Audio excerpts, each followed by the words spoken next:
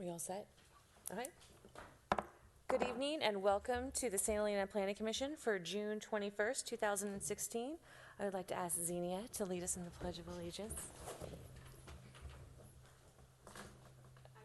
Allegiance to the flag of the United States of America and to the republic for which it stands, one nation, under God, indivisible, with liberty and justice for all. Roll call, please. Commissioner Koberstein? Here.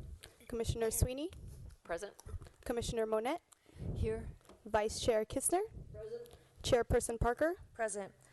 Moving on to our public forum, this is an opportunity for the public to address the Commission on items of interest that are not listed on tonight's agenda. Because of restrictions imposed by the Brown Act, the Commission may not engage in discussion nor take action on matters not described on the agenda. Would anyone like to speak at public forum? Seeing none, I'm going to move on to our consent items. There are two this evening. They are the approval of the minutes from June 7th, 2016, and then a design review exemption of 1020 Main Street. Would anyone like to pull either of those items? Do I have a motion? I move that we approve the consent items. Second. Kistner? Yes. Commissioner Monette? Yes. Commissioner Koberstein? Yes. Commissioner Sweeney? Yes. Chairperson Parker? Yes. Before we move on, I wanted to discuss with my fellow commissioners moving some items around on tonight's agenda. But before I do that, I wanted to ask if is anyone here for the Sulphur Springs permit or the Palmer Drive? Palmer Drive, okay. I would like to ask the commission that we move that forward and switch the agenda around. I also would like to ask that we move the draft EIR comment period before the study session. Do we need to have a motion for that, or is it just to move the agenda? Yeah, can we have a motion to move the agenda? Can we just ask how many people are here for the EIR versus the study session? Yeah, who's here for the EIR? Oh, one person, and who's here for the study session? Whatever you want to do. Let's do the study session first. Let's follow the lead, but still I would like to move number 9 now. And if we have a motion. So moved. And a second? Second. Okay. So that was Commissioner Monette and Commissioner Sweeney, seconded. Commissioner Monette? Yes. Commissioner Sweeney? Yes. Commissioner Koberstein? Yes. Commissioner Kistner? Yes. Chairperson Parker? Yes. Okay. So then number 9 is a design review for 2225 Palmer Drive. May we have a staff report, please? Yes, thank you, Chair Parker. The applicant is seeking design review approval to remodel an existing 1,753 square foot 2-bedroom home with a detached 743 square foot third bedroom and 1-car garage in order to add living space to the main house, to remodel the detached bedroom and garage into one larger bedroom and storage area, and to connect the structure to the main home. And to construct a new 658 square foot detached 2-car garage. Approximately 770 square feet would be added to the main home, including the link to the third bedroom and storage area. The changes are proposed in order to increase the functionality and livability of the residence. The height of the existing 1-story home would increase by approximately 1 foot to 14 feet 8 inches, and the proposed new garage would be approximately 12 feet in height. The exterior would be finished with a variety of materials, including horizontal and vertical wood siding, stone veneer, and asphalt shingle roofing. It should be noted that an approximately 25 square foot portion of the existing home extends about 4.5 feet into the rear setback. However, no additional square footage is proposed in any required setback as part of this application, and the degree of nonconformity will not be increased through any of the proposed changes. As far as floor area ratio is concerned, 30,659 square foot parcel has a maximum FAR of 0.178, which would allow a maximum gross floor area of 5,457 square feet, excluding 200 square feet of garage space. The applicant is proposing 3,924 square feet total, or 1,533 square feet less than the maximum permitted. It should be noted that several neighbors came into City Hall to review the plans, and each of them left without objection to the project. The existing home and proposed garage are located toward the rear of a large parcel located on a private street and would be largely shielded from view by an existing vineyard. The project would not increase the degree of nonconformity of the small portion of the home currently in the rear setback. And the rear of the property abuts a steep wooded area in the Woodlands and Watershed District. In addition, the total square footage proposed is much less than the maximum allowed on site. Finally, there are no properties near the project site that would be any way negatively affected by the development of the project at this location.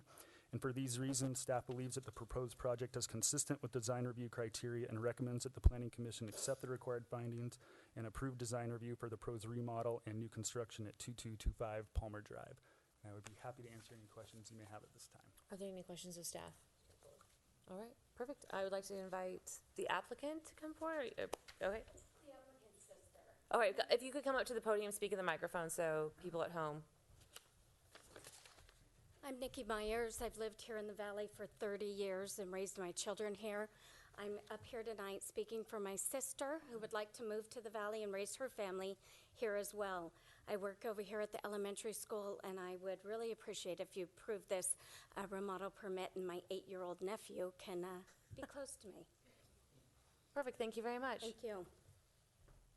Would anyone else like to speak at the public hearing? Seeing none, I'm going to close the public hearing and invite commissioner discussion. Who would like to tee off? Seems like a great project to me. I fully support it. I mean, it's well thought out, well designed, and should make a nice home for the family. I like the way it's laid out a lot. I think it really improves the property. Yep. I have no problems with this. It's a very large lot. You know, you're dealing with the house already way back at the back of the lot. I think it's a nice arrangement of the space, and I don't think that the amount of square footage is out of line, given the size of the parcel and the area where the project's located. I concur. So do we have a motion?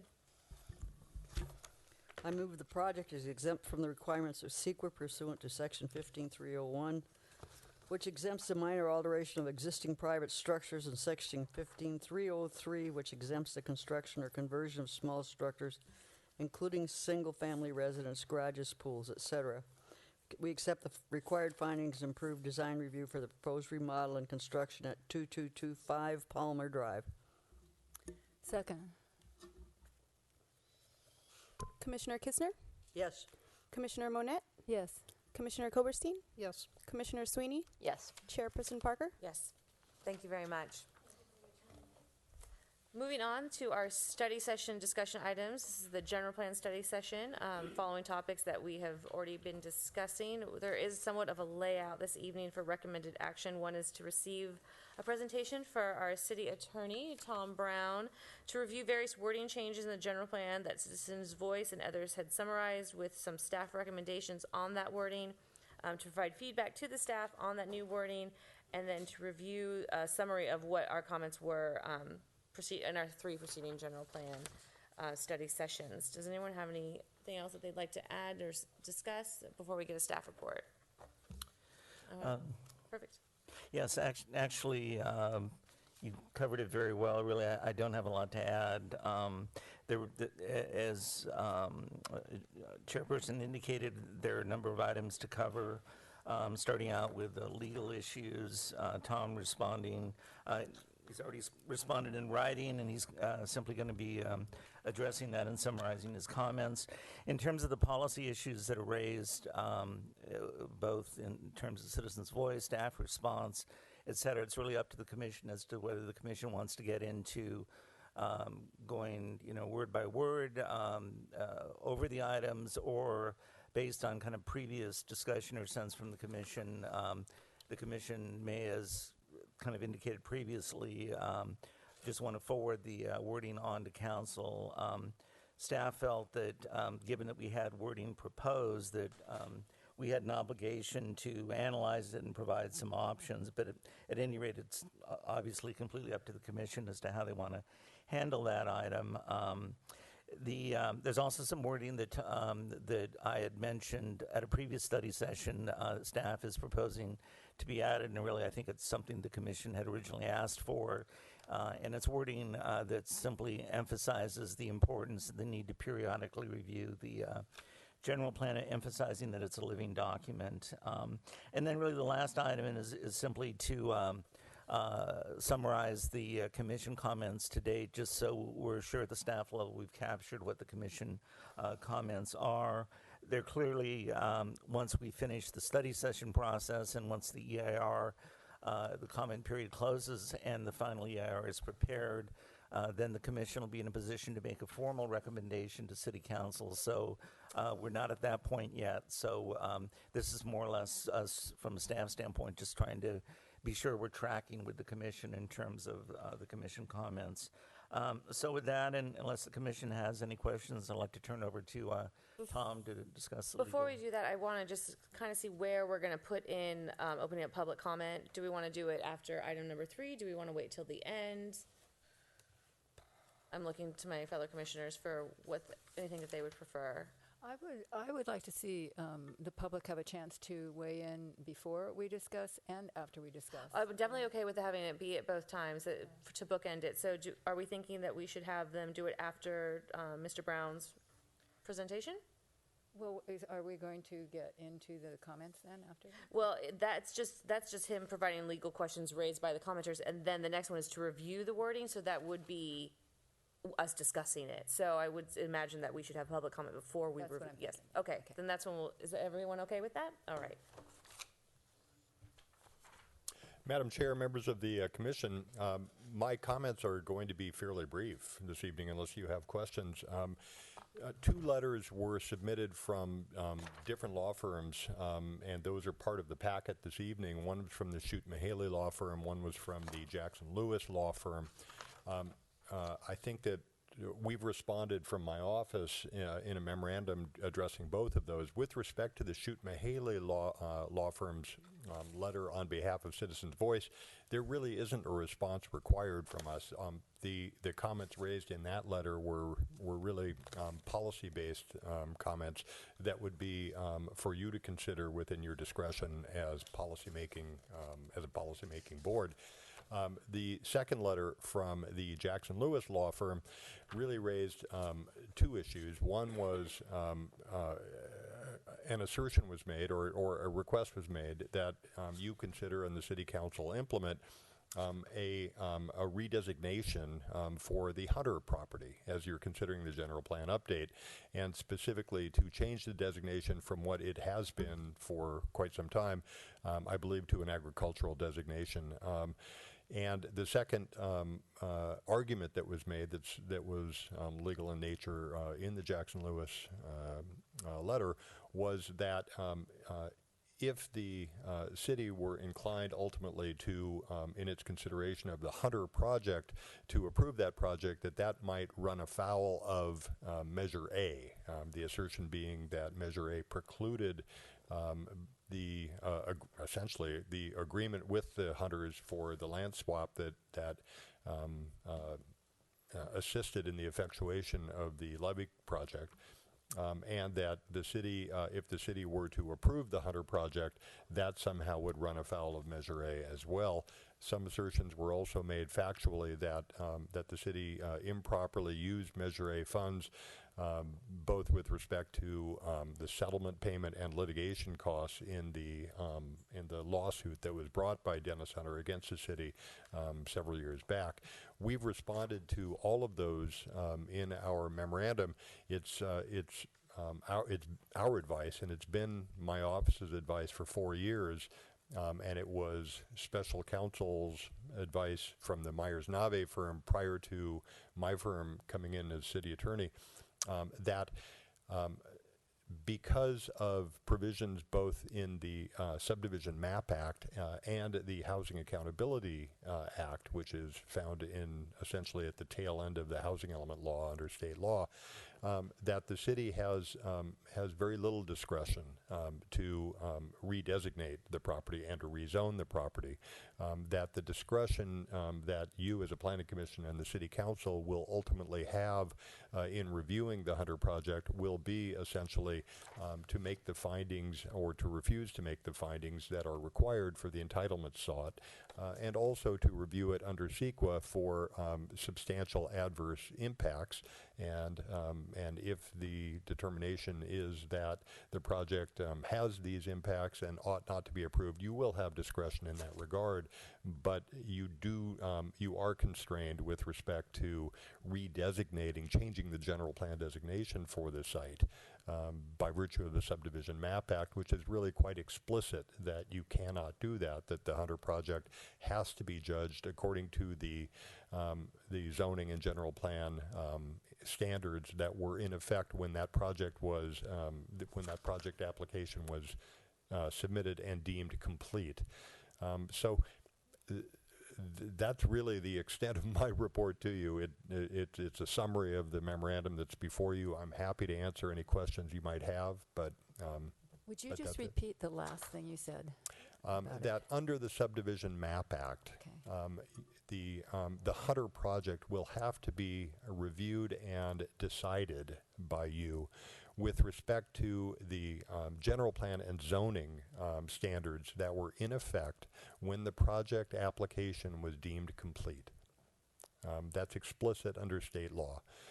In addition, as the memorandum explains, the Housing Accountability Act imposes fairly strict and unusual findings requirements on your review of housing projects, not just affordable housing projects, but all housing projects, market rate as well. And so that will also govern the review of the Hunter project. But really the central legal issue that was made in the Jackson-Lewis letter was redesignate this, change the general plan designation, and ultimately change the zoning. And what we're saying is you can do that, but it won't affect the review of the Hunter project. And that was that. With respect to Measure A, it's our view that Measure A did not preclude the agreement that the city entered into with Dennis Hunter for the land exchange to implement the levee construction process, nor does Measure A preclude the city, if it's your determination and the city council's determination, from approving the Hunter project. Measure A is really not a constraint on you at this point, and our memorandum also resolved a factual inaccuracy in the Jackson-Lewis letter, which I think was assuming that the Hunter litigation costs and Hunter settlement were paid using Measure A funds. My understanding is that is not the case. Whether that would have been an appropriate expenditure is something that we haven't really analyzed because factually it just didn't happen from what we're told. So is the last thing that you said, does that preclude any question about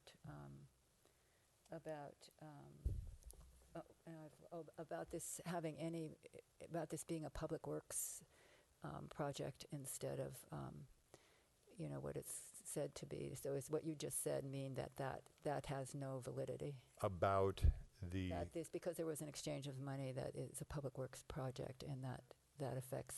I don't totally understand. I'm just trying to understand. Yeah, I don't believe that was a developed argument in the letter. It was not our view that was a public work project, Okay, but it was that simply was- part of yeah. the implementation of what was a very large public work project. Okay, because that had been mentioned Yeah, in some testimony. but I to mean, us. you're referring to the land exchange agreement Yeah, I between guess that Dennis was- Hunter and the yeah, city? yeah. Also, that's an issue that really is, that agreement was, I think, entered into in 2008. It was implemented long ago, and so that ship sailed quite some time ago. So is it fair to conclude that this is a disagreement between two law firms? I don't know. I haven't spoken to Mr. Bradshaw in response to my memorandum. I'd be happy to talk to him about it and see. I mean, at this point, I do disagree with the legal arguments that are raised. I don't think that the Jackson-Lewis letter really addressed the statutory vesting that we talk about in the Subdivision Map Act, nor does it really accurately address the Housing Accountability Act's constraints. And again, I don't know what their response would be to my opinion about the Measure A issues, but to the extent there's a disagreement, I'm happy to talk with them about it further. I do disagree with the assertions in their letter, but this is an iterative process. My memorandum simply responded to the arguments they raised. I haven't seen any further response or argument to that. But it sounds like the bottom line would be that the statute of the MAP Act supersedes any ability to go back, because what they're, in essence, the testimony you're asking us to do, go back and redesignate this as ag, and then the whole thing's moot. Well, in fact, that's not the case, because it's tied to the general plan and the designation that was in place Yeah. at the time. So, I thought you said we could rezone it if we wanted, but it would have no wouldn't bearing affect- on this. It would have no effect You on you that. could do it. It would be again. It would have no bearing at all on the Unless they sold the review of that. property and it started all over fresh. If the application were deemed to be withdrawn or abandoned, be then Then that, it would be whatever we would rezone it, that if might we change rezoned things. it. Okay. yeah. Yeah. But at this point, to the extent you're saying, is there a disagreement among law firms? The answer is, I guess, yes, but you also have advice from your city attorney on that. So that's the legal advice that's governing until someone convinces me otherwise. Any other questions? No? All right. With that, I would like to open up the public comment and invite people to come and share concerns. Again, we are going to open up the public comment after commission discussion. So you'll have 2 chances. I hadn't expected to speak on this, but I guess I will. Vicki Bradshaw. I'm not responding for David, who wrote the letter, but I have maybe some observations. First of all, I don't think he raised the public works issue. That was an issue I raised. I was the former Secretary of Labor responsible for public works, and the issue on that was, if you use public monies to benefit a private development, then you need to see that it's whether or not that would be considered a public work project, meaning the development, not the levy project. Levy project was definitely a public works. The project benefiting from this expenditure of public funds potentially can be a public works project. As to the issue, we don't disagree that the subdivision project was deemed complete while it was medium density residential. That's not the issue. There are exceptions, as you know, under the Housing Accountability Act. If there's a health and safety issue, that in general is an exemption, as well as if there's affordable housing, there's a series of others exemptions. We believe there's health and safety. We address that. We've hired experts. And so in our comments on the general plan and the general plan update, we'll address that. But we're not in disagreement, or at least I'm not in disagreement, David can speak for himself, that the medium density residential was in place at the time that the Hunter subdivision project. But what we're asking for, even if that's the case, that it be deemed agriculture under the general plan, even if the medium density residential applies to the Hunter project, because we'll deal with the Hunter project separately. This is the general plan and the EIR. We're talking about the parcel as it is, irrespective of who owns it. And then as to the general fund monies, while your letter did say, or your response did say it was paid out of general fund, you did also say that it was paid out of the settlement with Star Miller over how the land swap deal was agreed. But that was paid $40,000 9 months after the settlement with Hunter. And if that was paid out of general fund money, if it was paid out of Measure A monies, the monies that were returned would have been the return of Measure A monies as well. Now, again, I'm not responding for David. That's just me responding on policy issues. Thank you. Thank you. Anyone else on the study session? Good evening. Pam Simpson with St. Helena Chamber of Commerce. We're just here to discuss the tourism wording, and just to make a general comment at this point that we don't feel at this point anything more needs to be done there. We feel like the Planning Commission and City Council has met time and time again on the general plan and carefully worded that wording in order to make St. Helena a little bit more friendly to tourism, and so it was purposely done. and that at this point, while we respect that the staff feels an obligation that they have to provide some alternative wording, we don't feel like that's even necessary at this point. I feel like it's time to move on and to just leave all of this behind. It's too late for this wording. If you choose to actually go into some of the specifics, I'd like to get back up and go into each specifically what we object to. But I guess, if I had to give you an overview of our objection to this kind of wording, it is taking, it's changing the tone. The general plan was written, as I said, to be friendly towards tourism. We strongly believe that tourism is something that can enhance our quality of life, and this wording seems to contradict that. It seems to take a sort of a negative view. They use the word negative impact. It uses the words, compromises our quality of life, and I think there's just a fundamental difference there. We believe that tourism, when it's managed responsibly and when it's done well, can actually enhance our way of life. I was in Yountville yesterday. There was a dedication of a park. It's absolutely beautiful. They were able to put new benches in, put new trees in. They added barbecues. They did all kinds of things because they were able to do that because their general fund is flush. When we have money, we can improve our infrastructure. We can put bathrooms in downtown. We can do all those things that enhances our quality of life. And so I think generally that tourism needs to be, the perception of tourism needs to be changed. And I think that we can do that by leaving this wording out and keeping it the way that it was intended. Thank you. Thank you.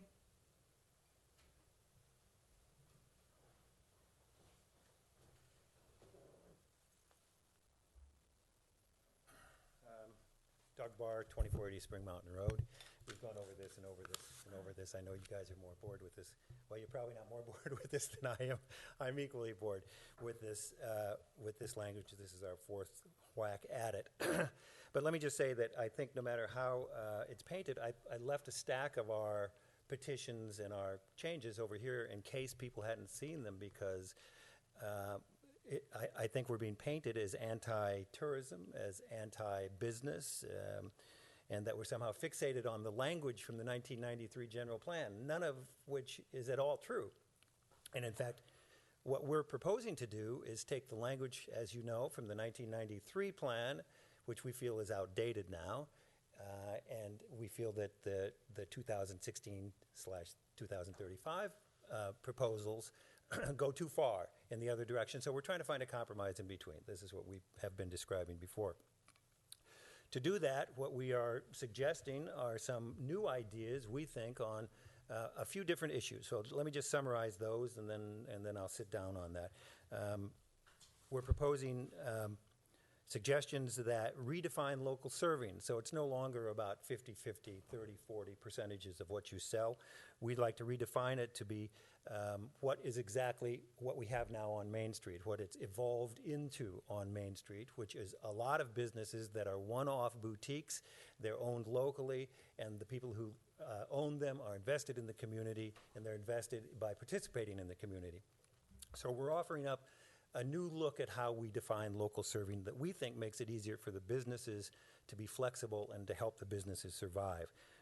We're also concerned about marketing strategies right now by the city or by the special interest groups that are not complementary to our brand, but are in fact conflicting with our brand, the brand being the small town rural image that brings tourists here. We want to see that survive, and we want to see that small town imagery be the experience that people coming to Napa Valley have when they live here and also when they come to visit. We want them to go away saying, I was in a small town.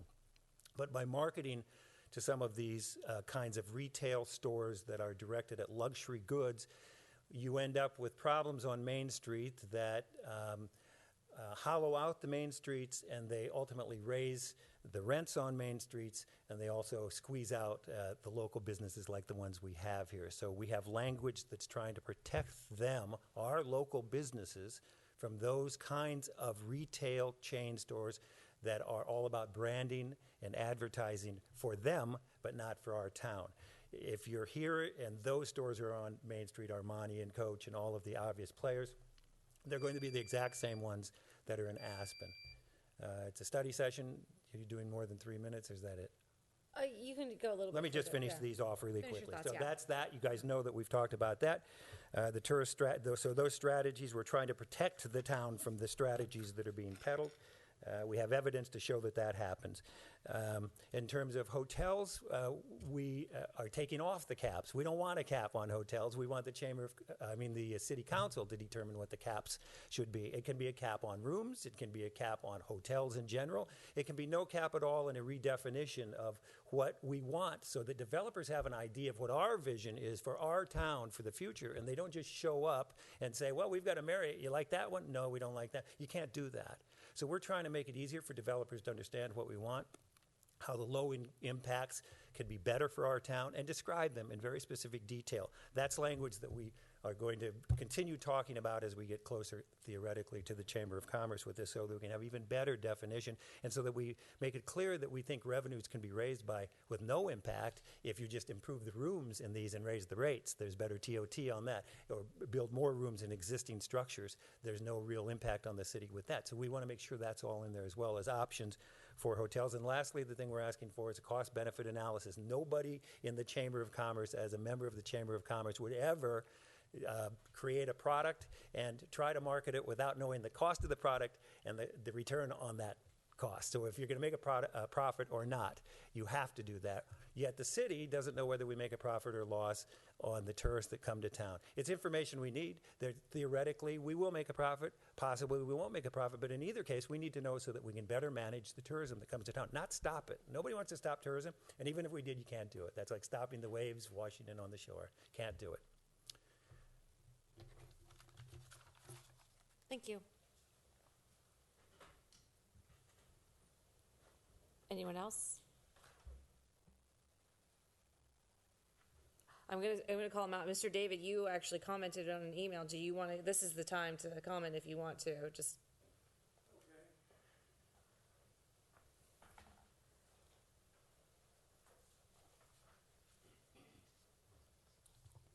Thanks for giving me the opportunity.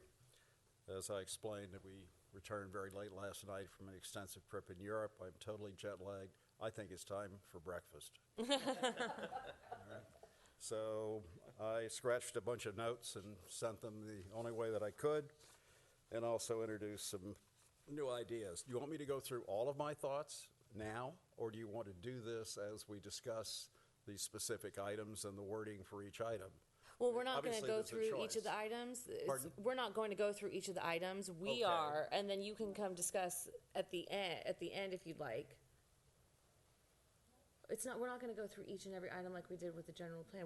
We are with the letter. It's fine. But if you want to come up at the end, that's fine. After the commission's had. No, I'll go ahead and do it now. It's going to take some time. That's fine. Okay.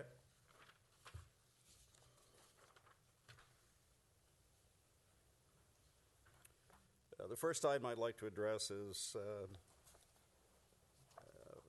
the direction of the general plan and the comment that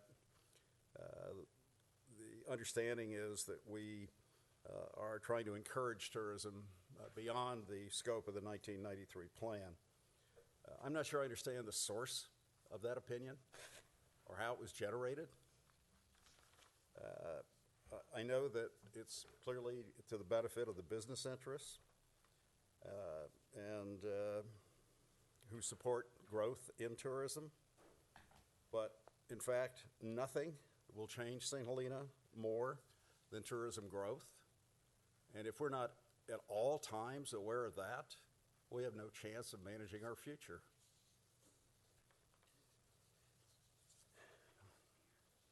The importance of managing tourism cannot be overstated. Our primary source of change in this community has been, will be, the effect and growth of tourism, and it affects every citizen who lives here. So how can we not afford to manage tourism as a priority to the direction of our city? As a policy, this should be critically important and should be a part of our general plan, and whatever language is necessary to enable the management of tourism should be accomplished.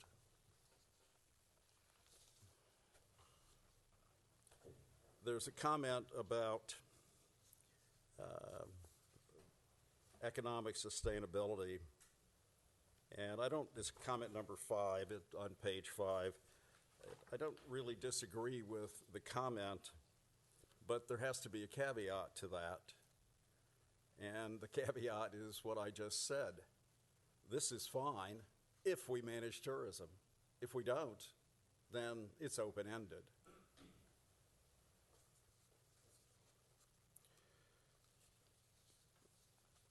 There's a proposed language change which, in support of comment 5, or I want to support the comment as I believe that it presents an accurate picture.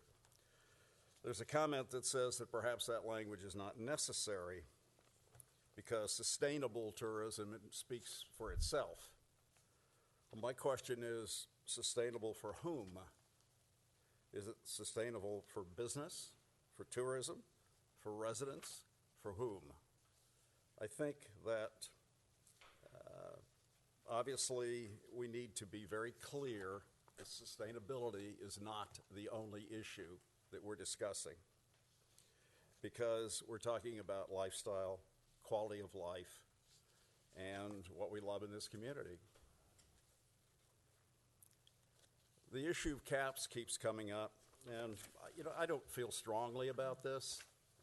On the other hand, no caps encourages aggressiveness by developers. I know them well. Restaurateurs, anyone who would want to come to St. Helena. Having a cap or having standards, carefully detailed standards, makes St. Helena special. It actually creates a barrier for those who might want to take advantage of St. Helena. Obviously, I'm not saying all developers will take advantage, but it's great to spell out what you're really talking about and what you're looking for.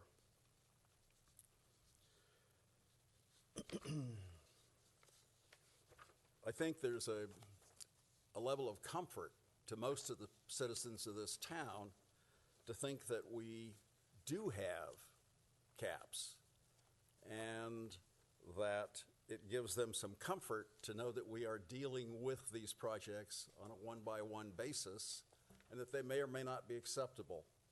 I know there are a lot of rules and things that have to make it acceptable, but nevertheless, I think there's some comfort in having those standards and possibly caps.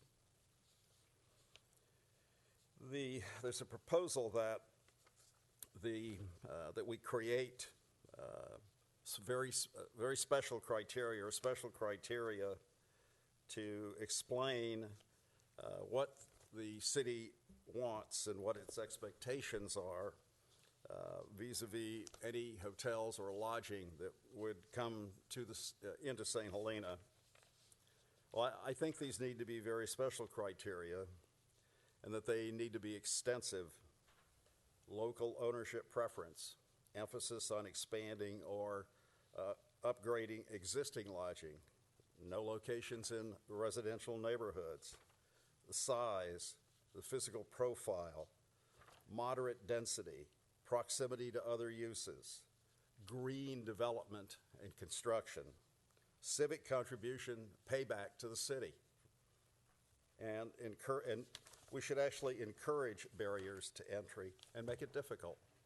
We have a brand. It's by far the best brand in Napa. It has made us great. It has protected us. We have to maintain our brand.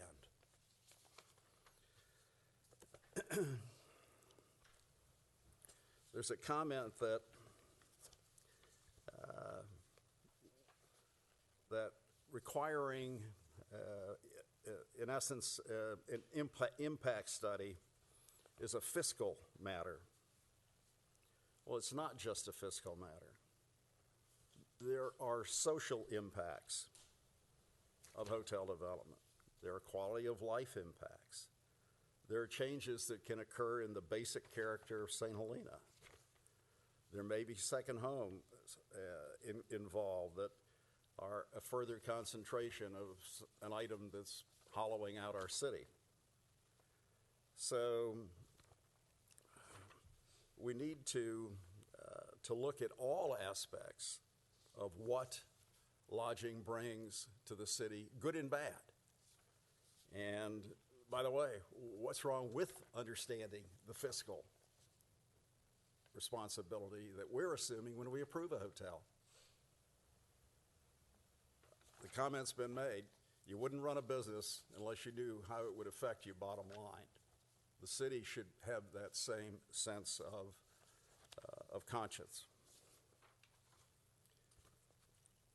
There's an affirmation of a policy 2.6, which was based on a comment that I previously made. And there's language to the effect that that staff doesn't believe that we need to change 2.6. I want to strongly disagree. If the proposed new low medium density is approved, as that effectively eliminates infill in a large area of our city, putting upward pressure on increasing density in remaining multifamily zoned areas and imbalancing neighborhoods. Large sites currently identified are poorly located for maximum density projects, as they do not provide the services to those who need them the most. So if we have low medium density, this is an issue for the rest of those people who are living in areas where there's a significant amount of density potential.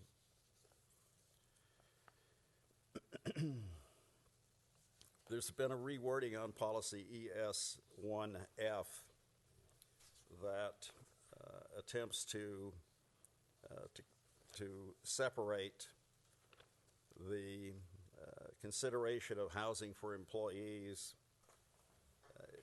in high density or medium or high density areas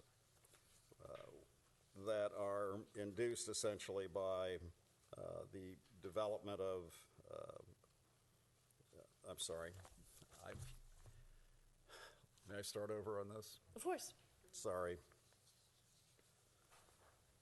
Let me just read it to you. Provide development incentives for new visitor services, uses to develop affordable workhouse, force housing or payment of an appropriate in lieu fee to develop housing elsewhere in the city. Such incentives shall include consideration of housing for employees, blah, okay, and on. I think that it doesn't go far enough. I think that for clarity, we should state that there is no intent to integrate the visitor-serving businesses and the housing so that there is clarity.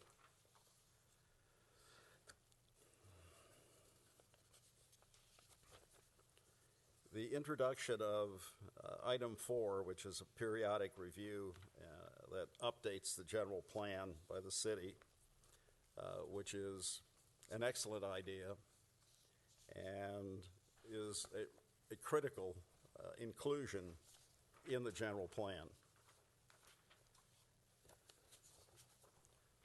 There are some suggestions that are given as to how or what might, in fact, be how that process might work. And to that end, I've sent you a page plus exhibit to the information that I sent you. What it essentially says is that with the consideration of the low medium density, which affects 57% of the residential area in our city, there's really an opportunity to cure a much bigger reality. And that is that no one in modern history has really taken a step back and looked at all of the zoning in St. Helena, all of it, to see if in fact all the pieces connect and work together, and whether we're providing the best possible opportunities for all of the people who live here. Now, if we're going to talk about rezoning 57% of our town, then why don't we look at the rest of it? I personally think that we have a hub. That hub runs along Highway 29. It's where all of our services are. It's where our people go when they're not in their homes or at work.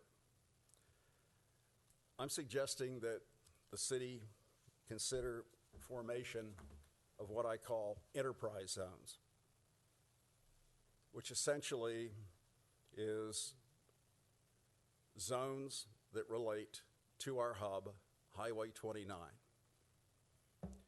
and that we look to put into our service hub all of the uses that really make sense for that location, instead of spreading them throughout our community and fighting about them. There's no reason why hotels, all other forms of lodging, B&Bs, fractional interests, multifamily projects, commercial, all of it can't essentially be put into this enterprise zone and clear our neighborhoods and then make all of those low, medium density, because we've provided room, area, study to allow all of these other uses in places where they belong. I'm not suggesting that the general plan be delayed. I'm suggesting that the general plan have language in it that says that the city will, in fact, undertake this study and will look at our entire community and have implementing actions so that so we can follow through.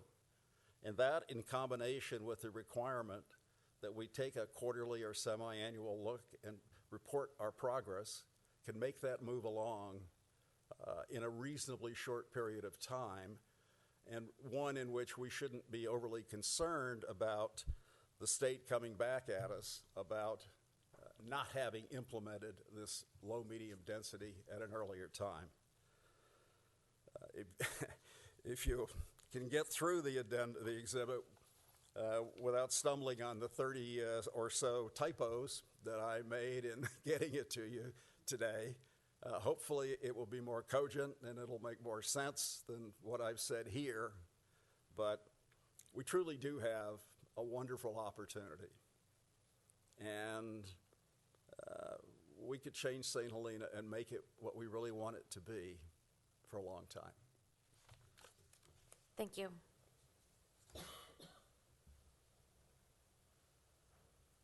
Anyone else?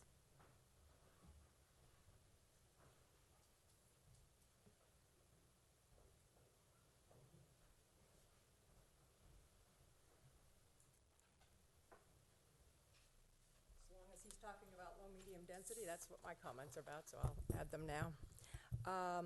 Again, good evening. My name is Vicki Bradshaw, and I would like to make a few comments about the new low, medium density residential designation.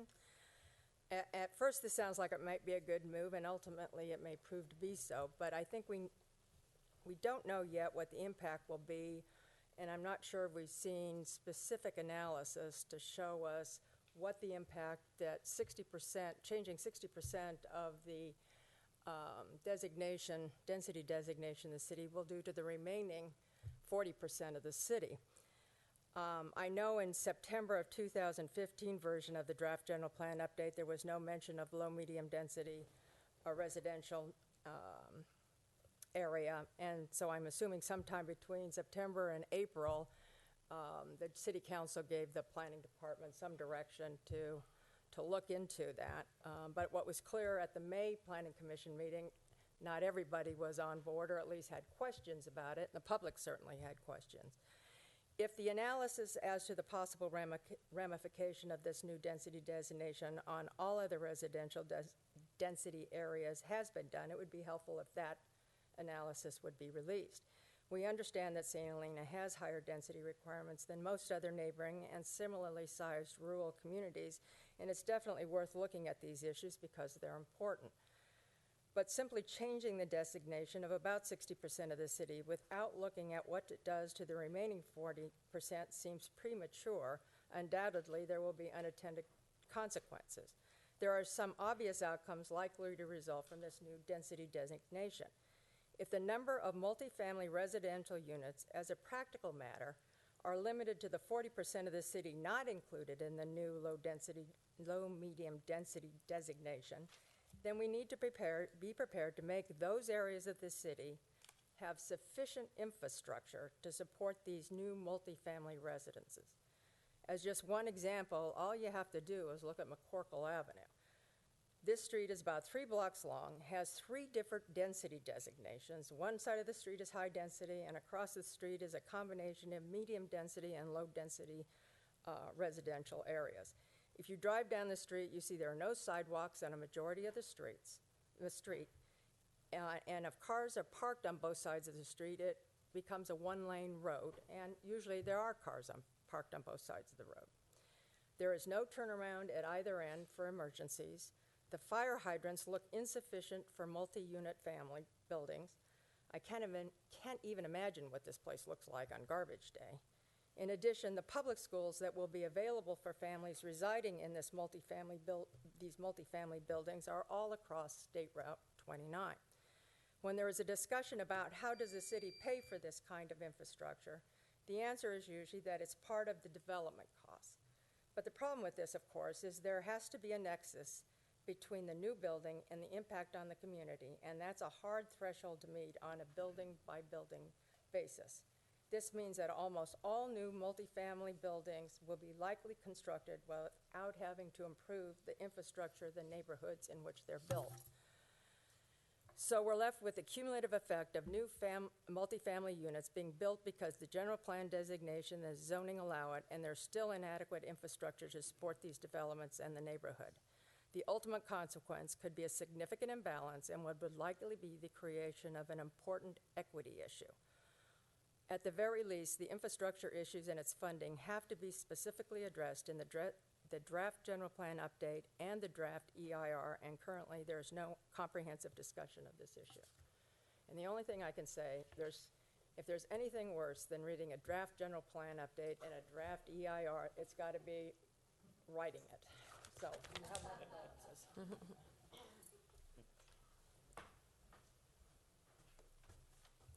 Jeff Ellsworth, Sylvaner, speaking for Citizens Voice. It's been brought up that the staff's changes to the language that we wanted to see go forward to the council, not that we disagree with it necessarily, but that it didn't come from direction from the commission, so it's another opinion, and we haven't had a time to really go over it. We like the language that we put together to go forward to the council, and we would like it to go forward. If it doesn't go forward, it just creates another hurdle for us that we will get over in making sure that our language is considered, and we'll make sure that that the points we're trying to make are heard. We're trying to protect the zoning of our town.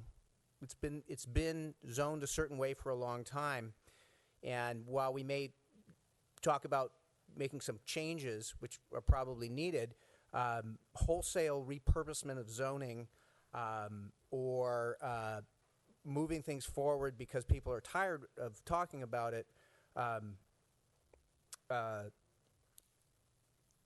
defeats the purpose of what we've been doing here all these years, is to protect the place, to make it so that it's a place we love to live, and the property values are reasonably high, and it's a place that people like to visit, and we want them to continue wanting to visit here.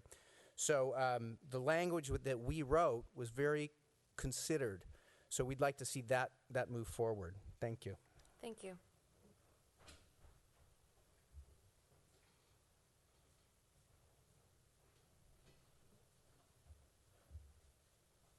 Lester Hardy, 1513 Tanner Street. I haven't come prepared to talk about the particulars, but the discussion so far has been very stimulating, and I thought I'd offer my personal historical perspective. Some comments have been made that touch on where we've been and how we got where we are. I was on the city council that adopted the 1993 general plan, and I want to assure you it was very consciously hostile to tourism. There were limits to what we thought we could do. I wasn't sure at the time that it was necessarily the wisest approach, but it was a fact at that time that because of very strong sales tax revenues, St. Helena had the luxury of altogether disregarding revenue-driven land use planning. We knew it. We were aware that other communities did not enjoy that luxury, but it was very much reflected in the policies that we adopted, the cap on hotel rooms, the cap on restaurants, the effort to require that businesses on Main Street be local serving and so on. The core concepts embedded in that general plan were abandoned as a practical matter in stages. In the case of the downtown business district, because enforcing the required findings for local serving businesses proved, I think, simply impossible in the way that it was intended. The progressive decline, and it's been a statewide decline going on, I think, for at least 20 years in per capita sales tax revenue, led in combination with a huge recession into a very different perspective on the question of revenue-driven land use planning. And in what to me looked like a fairly sudden manner, the city embraced it, and with a sense of great urgency. And from my perspective, over the last roughly 30 years of being engaged in one way or another in local public policy, it was the most dramatic change I've seen in land use policy anywhere in Napa County, although there are other changes, I think, parallel to that unfolding and continuing to unfold. I think about all of that and the task that you have right now, and a couple of more concrete ideas come to mind. One is this. We're in an era of accelerating change, so the whole enterprise of trying to write a general plan for the next 20 or 30 years is more difficult than it's ever been. There is less stability in our world than there's ever been. And I think that is an important reason for the city, as has been recommended to you, to try to get a better grasp of what the impacts and fiscal effects of tourism are, and with respect to a large-scale rezoning or redesignation of residential land, how that's really going to work. We have what we have in our zoning ordinance largely because the zoning began by reflecting what was already there, as is true almost everywhere. The first zoning ordinance is always organized around the land use development pattern that's in place, and then you try to project out into undeveloped areas. I think we need to be careful not to disrupt or undermine the character of the community as built in the course of planning ahead. Thank you. Thank you very much. Anyone else would like to speak at public comment? Seeing none, I'm going to close the public comment and invite commission discussion and clarify my comments to Commissioner Monette. Wasn't going to open up each item for public comment as we have in the past. It was just going to be a simple discussion, so that's why. We're still going to go over everything. Don't worry. I wanted to first disclose that I met with Pam Simpson, and we discussed what's been already on the public record, and that we didn't discuss anything that hasn't already been discussed on record, so I wanted to. And I also wanted to express my gratitude and thanks for all the people who spoke. We have such an impressive town with such intelligent and caring and articulate people. I really appreciate all the comments that were made, and I wish I had more time to digest all of them. But thank you so much for that. Do you want to go ahead? Yeah, I'll get in line as the second person who spoke with Pam. And much of what she said, I don't need to repeat, which is actually why I think these meetings are crazy outside of our public hearing, because she's a better spokesperson for herself. But one thing we didn't touch on, I did ask Pam what she felt sustainable tourism meant. I mean, that's a term in the plan that I'm still sort of puzzling over. She talked about sustaining, no impact in terms of, maybe you have valet parking, you are encouraging people to use parks, I took it to be not so much of an environmental footprint. Maybe I'm wrong, but that's sort of what I understood. She also expressed to me something I hadn't heard before, that some of the uses we might be concerned about coming into downtown are actually looking for more square footage than we have to offer.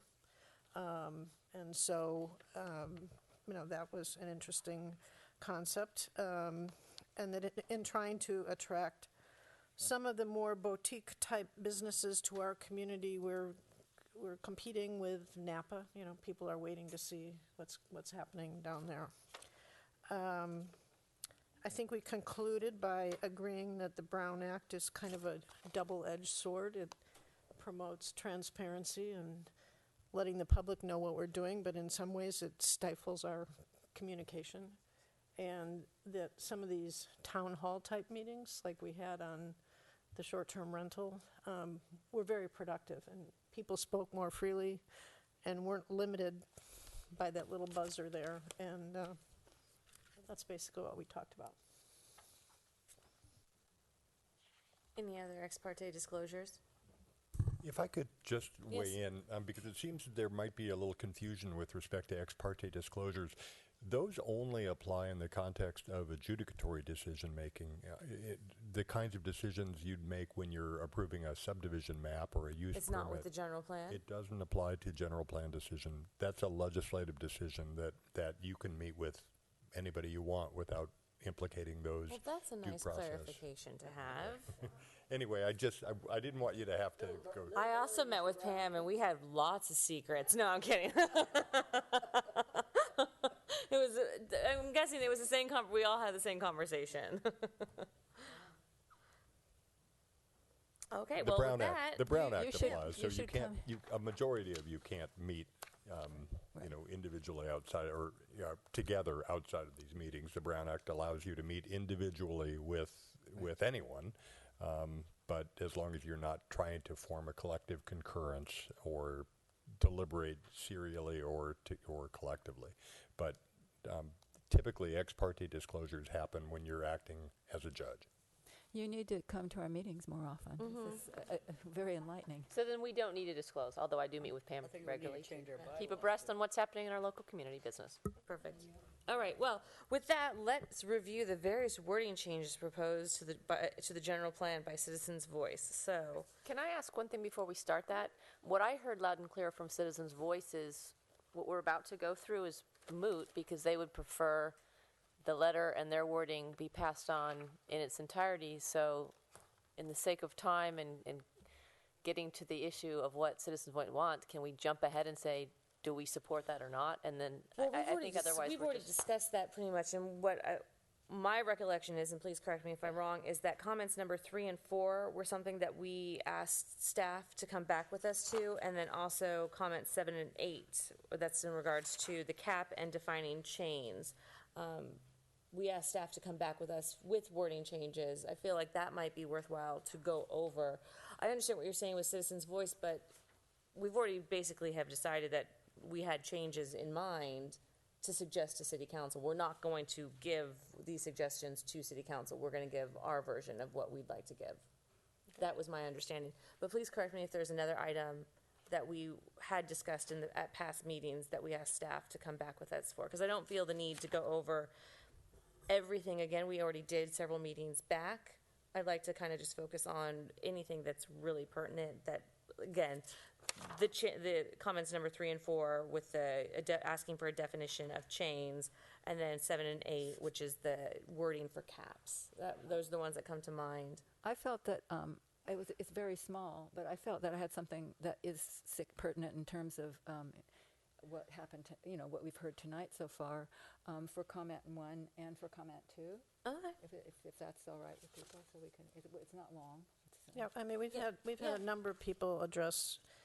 I prefer to just go through the staff report. All right. And on the analysis, make our comments about the comments. Yeah. Okay. Okay. My comment on comment number 1.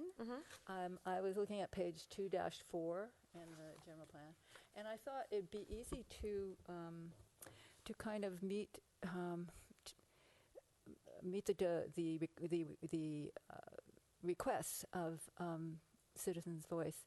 If we just added the paragraph that starts, the increasing pressures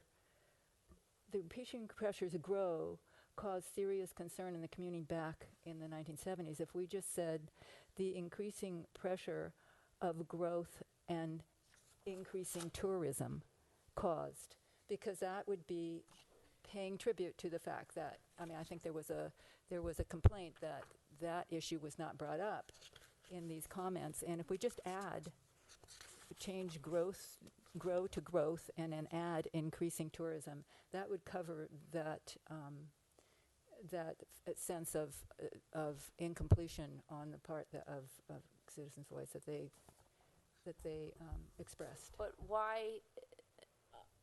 They had said that tourism was really mentioned then in that general plan, but it wasn't referred to in the new one. So this would be a way of. But the new one's referring to what our current foundation, our current. I understand, but this sentence is specifically referring back to the 1993. See, and I feel like this is wordsmithing a little bit too much, and we've already discussed I would feel that, except that it was a very strongly expressed a sense of omission on the part of many, many people. It's so very easy to fix.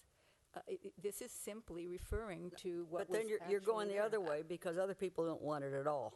Well, this is simply factual about the 1993 general plan. I understand. Proposing anything now. It's just in mentioning that. But this is exactly my comment before. Is like we've already had. Yeah. You've said that exact same thing a month and a half ago, and that is what I would like to avoid right now. Is let's talk about the changes that we asked staff to bring back that are new, that we need to discuss. Oh, I feel I hear you. I don't know what the other two commissioners feel, if they agree with you. I agree. Do you, Mary, too? Well, I tend to agree with Bobby on this one. I went back and I looked at our tape of our last meeting, the whole thing, to try to see what we said about each issue. And in this one, we sort of said, oh, well, we have this sustainable language, and that strikes the balance. Well, now I'm coming to the realization that sustainable tourism doesn't really strike the balance as between the quality of life and tourism. So I see nothing wrong here, and we've had comments tonight with adding, particularly to the last sentence, we should follow our philosophy that growth and tourism should be carefully managed. I don't think anybody's complaining or saying that we shouldn't manage tourism, and it's a thing that people keep coming here and talking about. I don't have a problem with that. I don't think we have to reference the tourism management element of the plan. It was there. Yeah, But, I think we should. You don't think so? it should say in this introductory thing that in addition to managing growth, we should be managing tourism.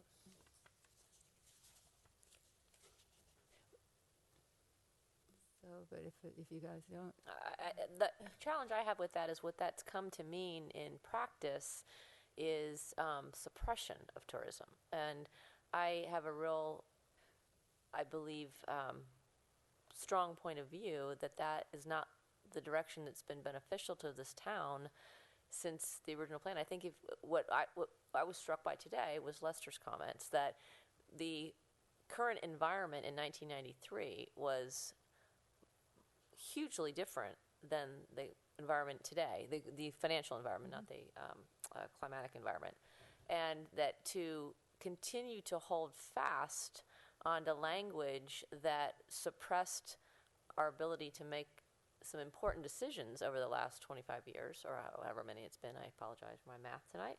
I think that we are continuing to put on those. I think with the intention, my impression of the intention of the council was to offer broader language that allowed flexibility and the ability to respond to current environment. I don't disagree with anything that you said.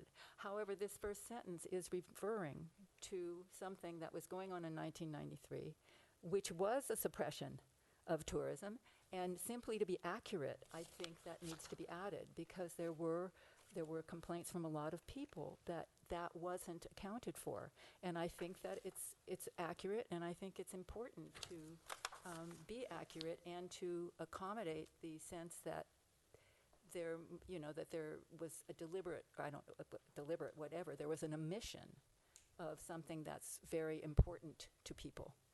And I'm not saying that this is, that we should continue the same anti-tourism thing at all. I'm just saying in this sentence, I think it should be accurate, and I think it should be referred to because people had complained about it being omitted from the history. That's all. But that's Don't like rewriting 35 years history. ago, and my feeling is that we need to look forward and not go Right. backwards. And I also, Of course, it's just, I'm not saying we should. So can you're we not move to a hearing vote? me. yeah, let's just have a, Yeah, let's I'm have a hearing you. motion on this one, yeah. I move that we do not accept the addition of the word management to tourism and that we leave the wording as it is. And that we, again, move past, I think what Commissioner Monette is asking is that we change the commentary and the historical context. That, I don't think it's necessary. I think it's just more words into a document that's trying to reframe or Do you want that to be capture. your whole motion? No, I'm sorry. Even though people really. It's had a long week. I know. Do we have a second? I second it. Can we have a roll call? Thank you. You're welcome. Commissioner Sweeney, Yes. Commissioner Kisner, Yes. Commissioner Monette, No. Commissioner Koberstein, No. Chairperson Parker. Yes. Okay, with that, let's move on. Bobby, you said you had another comment on comment two? On comment two, it's probably going to be the same thing. On 228, I thought that especially in light of some of the things that Mr. David said and others, that under manage growth and maintain community character, after it says managing growth, I thought that and tourism to be added there would be appropriate and responsive to many of the comments that have been made. It's just talking about managing, because I think we all agree, again, that, tourism and growth need to be managed. It's not saying should be stopped. It's not, it's just, I think that tourism should be included in that statement. Again, I feel that, I understand what you're saying, but I feel that that concern is addressed in other sections in the same element. And we're just kind of, the wordsmithing here is not necessary because it's addressed in the next paragraph over, or in 4 paragraphs later. I understand what you're trying to do, but I think we're being so nitpicky and so honed in on one thing, we are not stepping back and seeing the entire document and as it stands.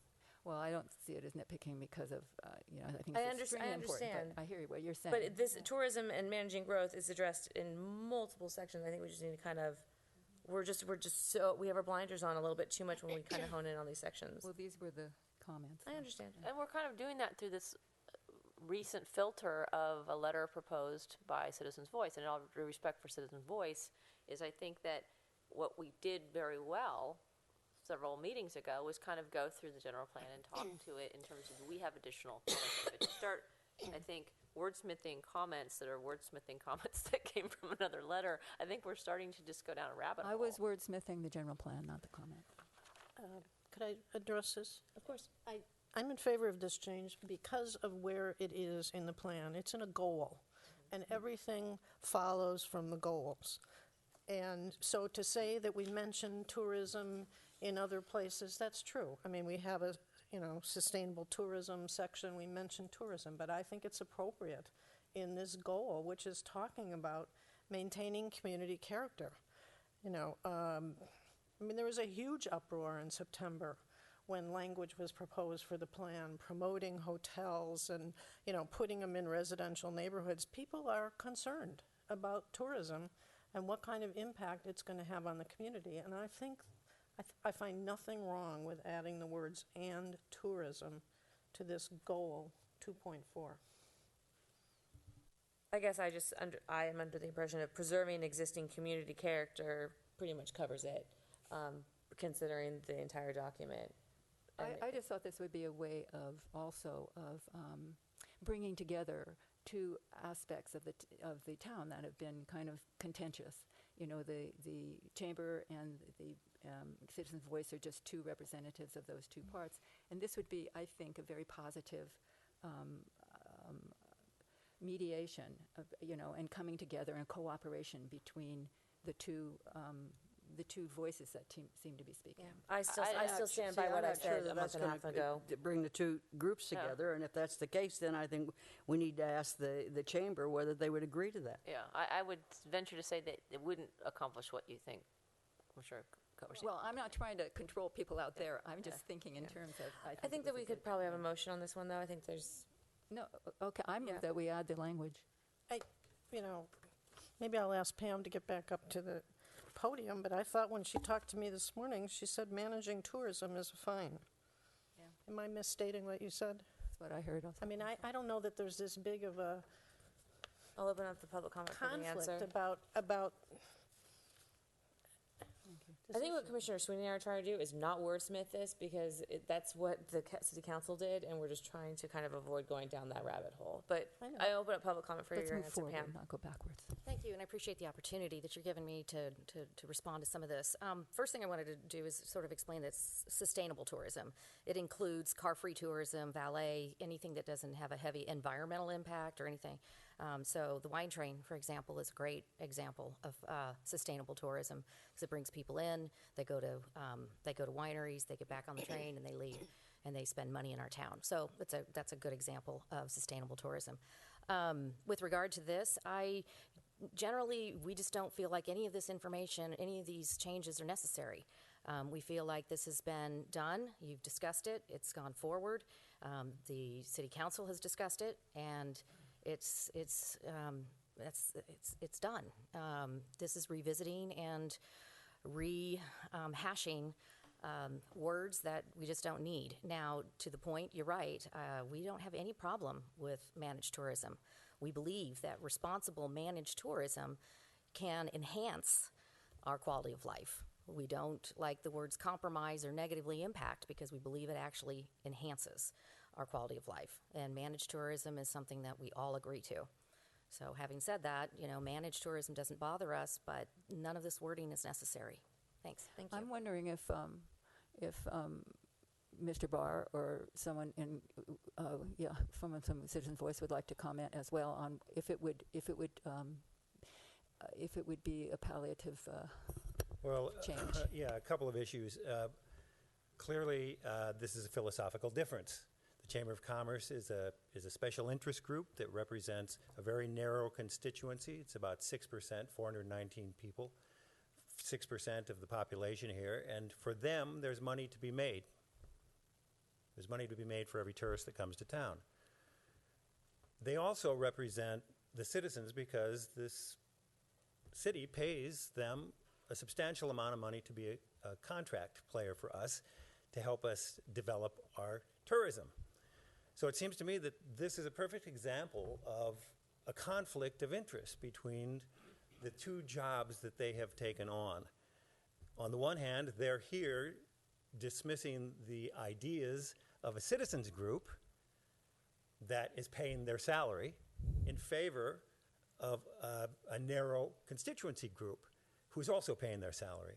So it seems to me that our bars have all of a sudden become very high. When we started getting into this, we thought that we were to get the approval of the Planning Commission and the planning commissioners, hence we lobbied them, hence we did an enormous amount of research, hence we raised money to pay lawyers so that the language would be well done, so that it could be passed on as is. 5 lawyers have already looked through this. And now we find ourselves here, and we're not dealing with just you people on the Planning Commission. We're dealing with an attack from a narrow interest group, which would be perfectly great if they weren't being paid by the city. That's exactly what they should be doing as constituents who are paying their memberships. They should be here to lobby for their cause. But as people, it's like me drilling my own teeth here because these people are being paid by me now to dismiss our proposals. Secondarily, we have a second bar all of a sudden. All of a sudden, the staff has decided to weigh in on this very language. We had no input in that, and we didn't have time to even respond to it. So now we have to pass another hurdle. It makes me wonder why there's not citizen involvement here, why you see so few people around here. It's because you have made it almost impossible for an organization to work diligently for many months on something and just get it passed. And instead you're saying, we don't want to wordsmith, we'll just cut it out. What are you talking about? We wordsmithed it for a long time. We had it approved by 5 lawyers in advance of this so you wouldn't have to wordsmith. But now all of a sudden we're going back to what's in essence an opinion. It wasn't asked for necessarily by this group. I didn't hear it asked for at any of the meetings. Maybe it was privately. And so now we're jumping through hurdle after hurdle after hurdle to just move this to the chamber, to the city council, where a decision will be made one way or another to be put into the plan. Well, would you think that word, would that addition of the word be?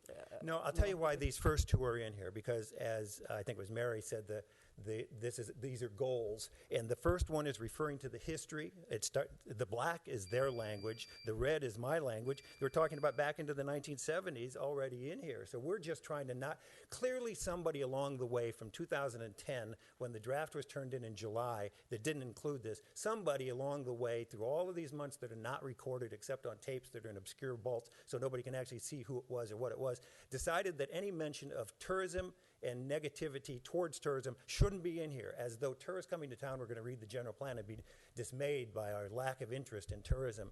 What this general plan is supposed to be is a vision for where the city's going to go, and to put our heads in the sand because we're worried about how we're going to impact the tourists' attitudes about coming here and ignore the fact that tourism is a substantial problem for this city. We're 5,900 people, and we have 3.5 million people coming here. How do we manage them? How do we deal with that in a positive way so that we get the best for our citizens and so that we get the best for our businesses? That's all we're suggesting. How do we manage them? This is only making us not look like idiots for ignoring these first two, for ignoring the idea that tourism is actually impactful. Clearly it is. Everybody knows it. So why not mention it? Okay. Thank you. I'm going to close the public comment. Can I add one more thing? Yeah. I think we're at the point where we think if we address tourism, there's a negative connotation to whatever we're doing. And I don't think managed tourism means no tourism or, you can't have it. And I'm looking at the comment here that we got from Mr. David, which to me makes a lot of sense. As our primary source of change that affects all citizens, how can we afford not to manage tourism and the growth and change that it brings? So, again, I see nothing. We talk about managing growth. How much do we grow a decade? 10 houses? I mean, tourism is an issue, and I strongly feel, and I won't say it again, it belongs in this goal in 2.4.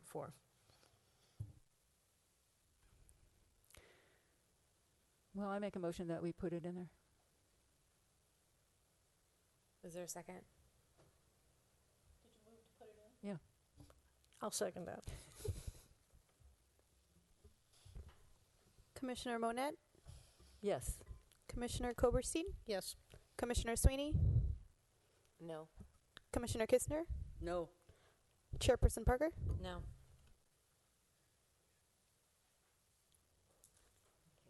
And All right. you were going to do 3? Yeah, we can do 3. Let me get to 3. Sorry. And on 3, this was just we had asked staff to come back to somewhat define chains, and I think, Victor, you could kind of lead off on the lovely changes that you made. Right. Well, kind of two levels. In terms of the question about chains and what does and does not constitute a chain, really, from a staff standpoint, that's best addressed at the zoning level. I mean, not to just be kicking the can down the road, but really zoning is where you have your definitions and typically not in a general plan. So I think it's sufficient simply to reference the word chain and leave it at that if the commission's comfortable with that. Once again, staff's included this alternate language in here if it's the commission's desire to go into the language further. We're simply providing some I guess, comments or feedback to the citizens' voice wording, but as indicated on the front end of the staff report, that staff is not recommending this wording per se. We're simply suggesting that in the event the commission wants to get into the discussion. And so just getting back to answering the question, on simply the question of defining chains, I think we should leave the wording as is in the plan and deal with that at the zoning level. Okay. Are you talking about ES1B? Correct. Okay, I want to suggest, at the risk of wordsmithing here, I really think that happen to should be struck. I don't know why you put in there whose goods and services may also serve the needs of tourists. That's Why their put happen words. to? That's their words. Oh, well, I think those, I'm not sure, I don't think those words are necessary. I think they kind of are snarky. Well, No, actually, no, Bobby, those are their words, and he's wordsmithing their suggestions. Right. So if you look at their letter, you'll see what their changes were to the changes of what are actually in the general plan. So those words are who's not in they? there. Who's they? Citizens' voice. Okay, so citizen voice want to happen to. Okay, well, okay. I just think it reads much better without it, but that's all right. If you don't want to go there, that's fine. Well, I mean, you crossed out some of their words. He crossed out their words to. For me, for purpose, because their words were actually taking it to the level that should be something happening in the municipal code, right? Correct. So Victor's just trying to say, if we're going to support this letter and pass it on, we should take things out that are policy-driven or are code-driven, and they should stick to simply things that are affecting the general plan. Exactly, and I think clearly that's creating a little bit of confusion. I apologize for that. Yeah. So no stylistic changes No. are invited. Okay. Yeah. The plan's not code. And did somebody asked, I have here, should this be a goal? I'm not sure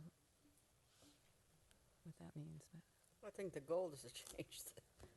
Yeah, it's currently an implementing action in the general plan, and it fits in the context as there are broader goals in back of it. So I think it's fine as an implementing action, and actually it fits perfectly in the sense that the next step down is, for instance, defining what's meant by chain, which is zoning. So I think it works well as an implementing action. Okay. I'd like to come back to my comment earlier, and again, it may be out of line or out of context, but we're having a great deal of discussion around wordsmithing a document that the original writers of this document don't want wordsmith. They want at least, and again, I'm not actually in support of the changes they want, but I think as a courtesy to this group who's put the time and effort, they want to get in front of council with this. Can we move this to a discussion around, do we support moving this letter on to council or not? Because that's exactly what they've come to us and asked for. We're now a second meeting into it, and we're not getting them anywhere close to what they want, because we're not the decision makers on this anyway. So it really is, it's general. And again, So I'm what not do you in want to do? support, so I'm helping them out. Can we do that? Can we just do a motion being like, we don't Exactly. propose these changes, but this letter is, you should consider I'll this make that letter. motion. I move that citizens' voice Does that include any more discussion about any of this? We can, but I think I'd like to put this motion out there so we can do it one way, because that's what they want. Well, they can we want to get in just- front of okay, council. you But can make a motion. we have staff reports here with other language, and I don't know how it's going to filter its way up. We have gone through iterations. I know it's a pain to go through specific language, but now that we have counter language from staff, I think we should. Well, then for And the say record, what can we we at feel least about it. And can in we at fact, least take a motion for the record that says we do not support sending this to council? Period, and that then they're done, and then we can say we have changes we want to make to the general plan, because that's what we're really saying. Right, that we right? don't want to send this to the council. I mean, I that's my impression is that if we They start want an getting all, into- she's saying, Why they can't want we all, finish wait, One at a time, please. Yeah. What Tracy, I believe, is trying to say is that they want all or nothing. So they either want us to say, you know what, no, but send the letter on up to city council, Right. or no, we're going to wordsmith and they're not going to like our changes. But they don't want us to do it. They want city Right, council 'cause to look what at we're really it. doing now is we're back to discussing the general plan verbiage and deciding if we support that. And I think to your point about this narrative and all this customer or citizen input, and that's all good, and that all should be considered. But now we're talking about a different thing. Now we're saying that the planning commission is suggesting these changes to the general plan. That's really based on testimony. You want to add words and change the general plan, which again, Well, we can before I would discuss, but- suggest a change, I mean, there's this one in ES 2.1. No, come on. No, If we're Bobby, going to Excuse do it, me, Bobby, I want to say something. Bobby, if we're going to do There it, we've is got to a- do it all as one. There is an interface between the new language and the other language that is, the syntax is wrong. You don't care about that. It doesn't make any sense. I think that the idea and discussion around changing wording in the general plan is a topic, and we can decide if we're going to do that again. But the other thing we're considering is answering Citizens' Voice request is they would like their letter passed through from us. I mean, Doug made it very clear. They like their wording. They don't want a new wording. So they would like that wording And put I in think, front and of in the council. respect of the time and effort and money they put into it, Right. we should Let have a 'em get their motion that vote. says, Send the we whole don't thing want to the the changes, city but send the council, letter let to them city vote. council to make the decision. Or not We send the defer letter, to the but city make that council. decision. I would like to finish discussing all of them, and then we can do that. I'd like to have a motion to see how we feel right now. These are your It's make a seven- motion, There is Tracy. something Make- I wanted Tracy, to make the add motion. to the general plan that you have, that we haven't gotten to. We haven't that I gotten to think the, is what significant. we're saying yet. We're talking about what the citizens group said. We have been looking at this. No, No. we Can have we our have a motion, comments at please? the end We've of been this, looking Bobby. at, I've been looking at what Victor wrote. That's what I thought we were discussing. That's what I'm But doing. his response, he But- wrote but- something which was to change the wording But- of the Citizens' Voice and they letter. don't want Just that. asked us that, he said he wanted it to stay the way it was. Is that not true? Can we invite Doug back up? Because Yeah, again, I'll just have out a of, public comment. out of deference to everyone's time and, again, you can come back and change it in I a know plan, but it's that's. very complicated, even your changes here, because you were talking about language that you thought was ours, but in fact it's Victor's. I know this is hard to figure out. with It's all not the hard to acronyms. figure out. I'm following It's it along difficult. quite closely. So the issue becomes, it's not that we're so stuck on our language, although we put an enormous amount of work into it. It's not that this is off the top of anybody's heads. This has been approved by a lot of people. But we've also, besides talking to all of you, we've talked to staff and we've talked to city council as well about all of these things we're asking to be put in there. So rather than go through it piecemeal here, since city council is ultimately theoretically going to make this decision, it seems to me that it would give us some more time to continue working on some of the language with staff between now and city council months later, so that we can hone it into something that really maybe is going to work for everybody, So as you're opposed to agreeing with going me. through So you- all so of it you piece agree by with- piece. you'd like for us Yeah, to if you'll just- just move it on to the city Yeah, council. all right. We're already in discussions, and we'll bring in other citizens groups, and we'll see if we can hone it into something else. So you don't want our sage feedback? That's right. I think it's great, and I do, and individually, we've all talked about it, and Victor's ideas are very good, and it's really just a matter of finding the exact words, because, a general plan is meant to be a vision for the city, and it's also meant to be specific enough so that you can impact It's also a those living changes. document. It's a living document, and it's meant to change, and it's really, if you look That's at the preamble of the Constitution, it's so vague you couldn't implement any of those things. Wouldn't even yet know at how the many same times it's time- changed in the last 10 years. You have to have a it's state gonna action. change. So, yeah, So so if all you guys we're will do- push all it we're on, talking about- we're going to Okay. keep working on it. It's not going to All right, stop. Tracy, It's not go going to ahead, be make these your- words anyway, because based All right. upon all All of right. your comments that we're hearing and his comments, we're going to try and make it work for everybody, and Pam's too. All right, thank you. So I move I'm gonna close public specifically comment. as it relates to the letter presented to Planning Commission by Citizens Voice, that we move this letter forward at the request of Citizen Voice to have its audience with the city council for consideration. Second. Roll call, please. Can we have discussion? I just want to understand what we're doing. In the things we're supposed to be doing tonight, where it says recommended action, so are we addressing number 2? So what we're saying is, we're not going to review the wording changes proposed by the staff. We're just moving the letter on. Right, That's- we're that's not- the action we're That's taking. correct. The Yes. original question, as I understood it, did the Planning Commission believe that there was enough merit for consideration, not supporting or opposing, but that the city council should take a look at this letter. Wasn't that the original question that was brought to us? Yes. Yeah. Correct. Why did you do all this work then? It was simply when there's a proposal that is in front of the commission from a staff standpoint, it's our obligation to look at it and to analyze it. And from a staff standpoint, it's kind of a process that you look at ways of improving it. Here, I mean, frankly, this is a very unusual situation where you have a general plan that was crafted over a number of years, which staff wasn't a party to. So we're kind of coming on, I guess, kind of toward the tail end. I think from a staff standpoint, it's... Stop. Victor, you're done. Sorry, we needed some comic relief just now. Yes.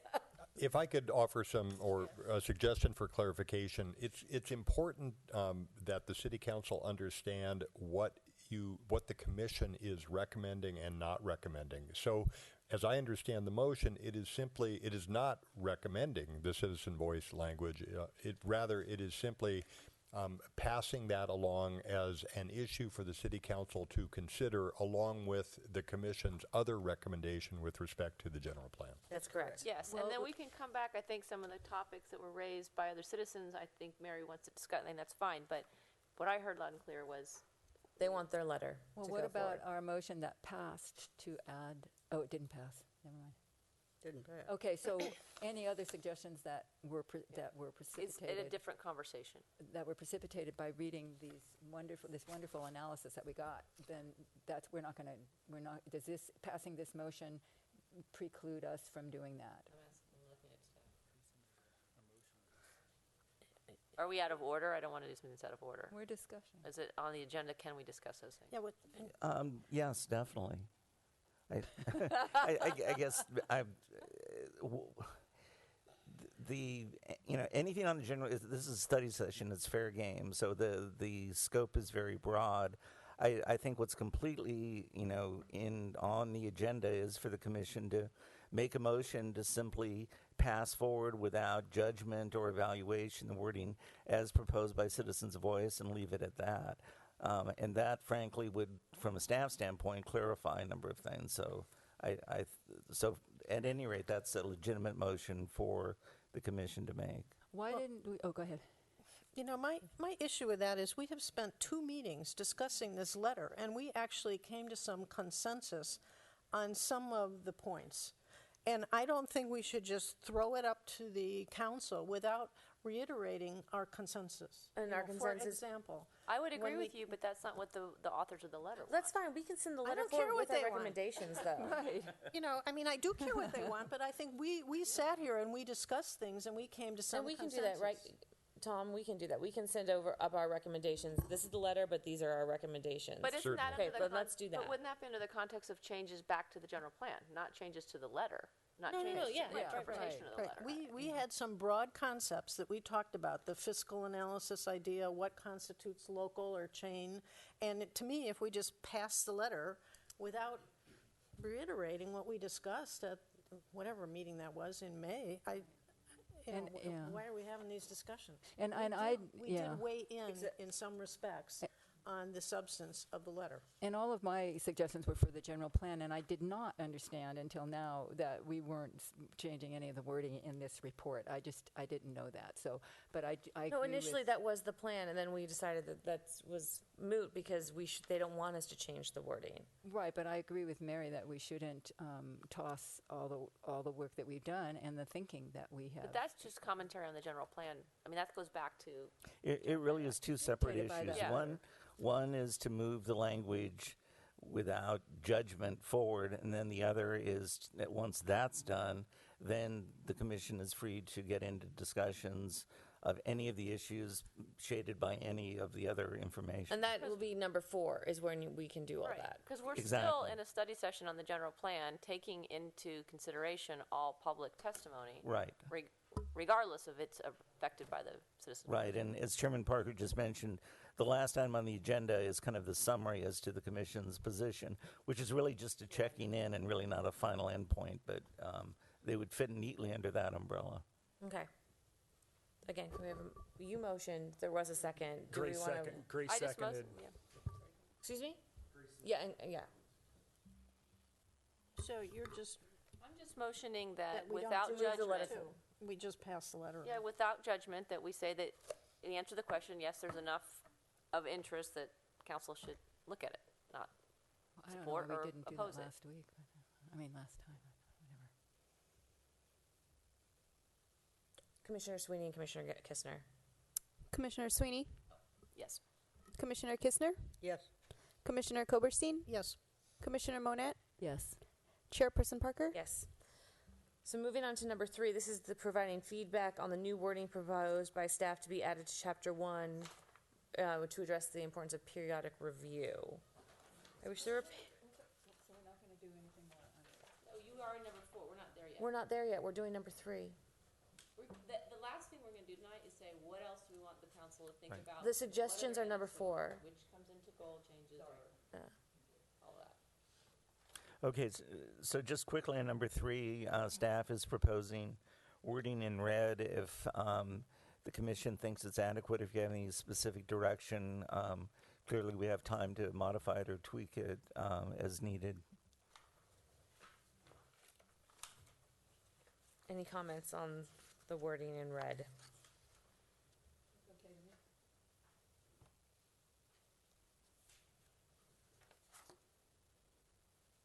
I mean, I think that's why we got in the problem that we are in now, is there wasn't review of the 93 plan. Yeah, I think this is important. Yeah. Oh, what is that? Where is it? Oh, it's in the last sentence, topics to be addressed. Addresses is. Okay.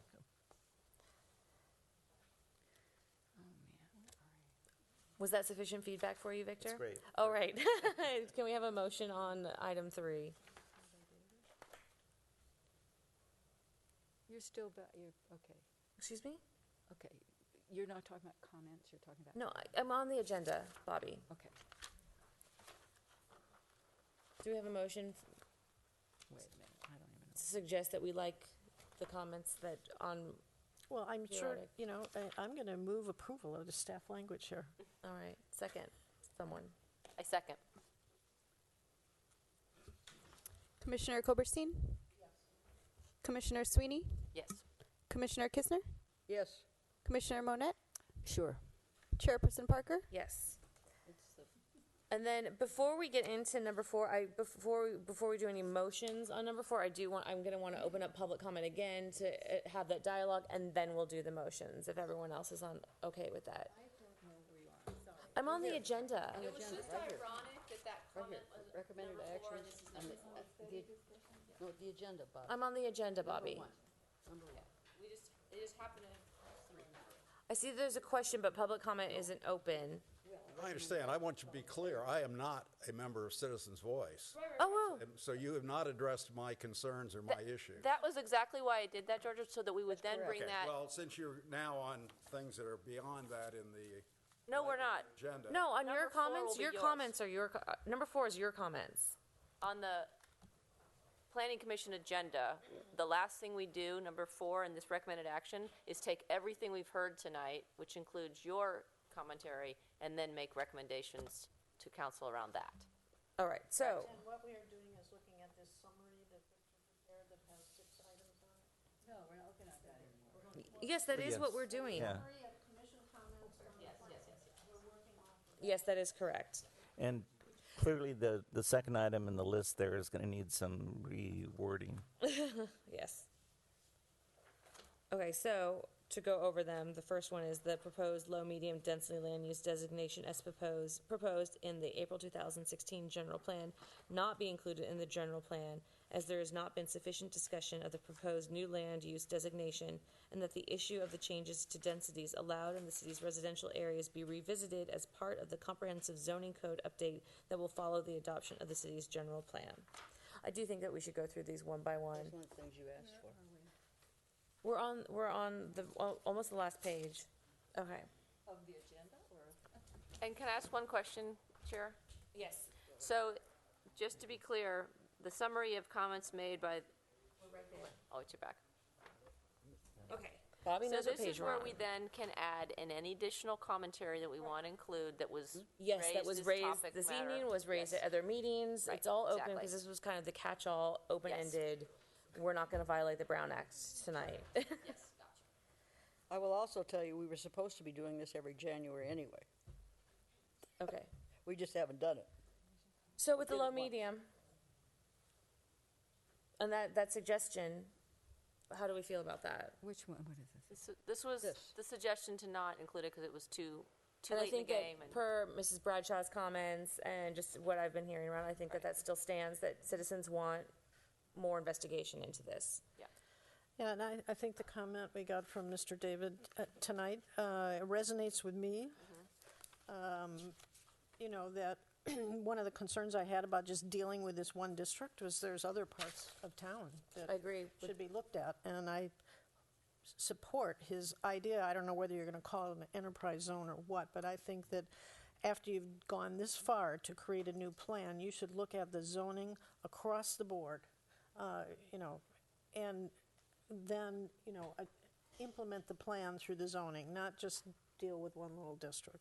Yeah, I feel strongly that there should be language that says, first of all, that the low-medium density not be put in the general plan, with the caveat that within 60 days of certification of the general plan, it will be reopened to do a comprehensive rezoning of the entire town, as Mary was saying. And I think that it's absolutely essential that we have language in the general plan that specifies how long it's going to be. Otherwise, it will be a decade. Okay, I mean, from a staff standpoint, staff has assumed and understood that the general plan update is going to be followed by a comprehensive zoning ordinance update. In terms of I'd be committing NOAA here by going for the 60 days, but we have time to worry about it. You know, we don't need to take definitive action today. So I think the concept of a time period has merit, and I can check in with Noah about that when he 90 days. I mean, something Right, specific, right. though. So that- at any rate, it's staff's assumption that we're going to do a comprehensive zoning code update. So we'd be looking at more than just you know, the low medium. We'd capture the whole thing. If you'd like, I could add some wording that would talk about that. And right now it doesn't explicitly discuss it, but talk about the issue of the impact on the other zones of you know, this proposed introduction of the low medium density. So we look at I guess a question of, or sort of the was mentioned, unintended consequences or secondary effects of introducing the zoning designation. But in any case, we're going to look at the whole shooting match in terms of the zoning code and all land use designation. Yes, but will the general plan be reopened to do that? That's what I'm. That's It what may needs have to in. be. It depends what comes out of it. My guess is it would almost likely have to be.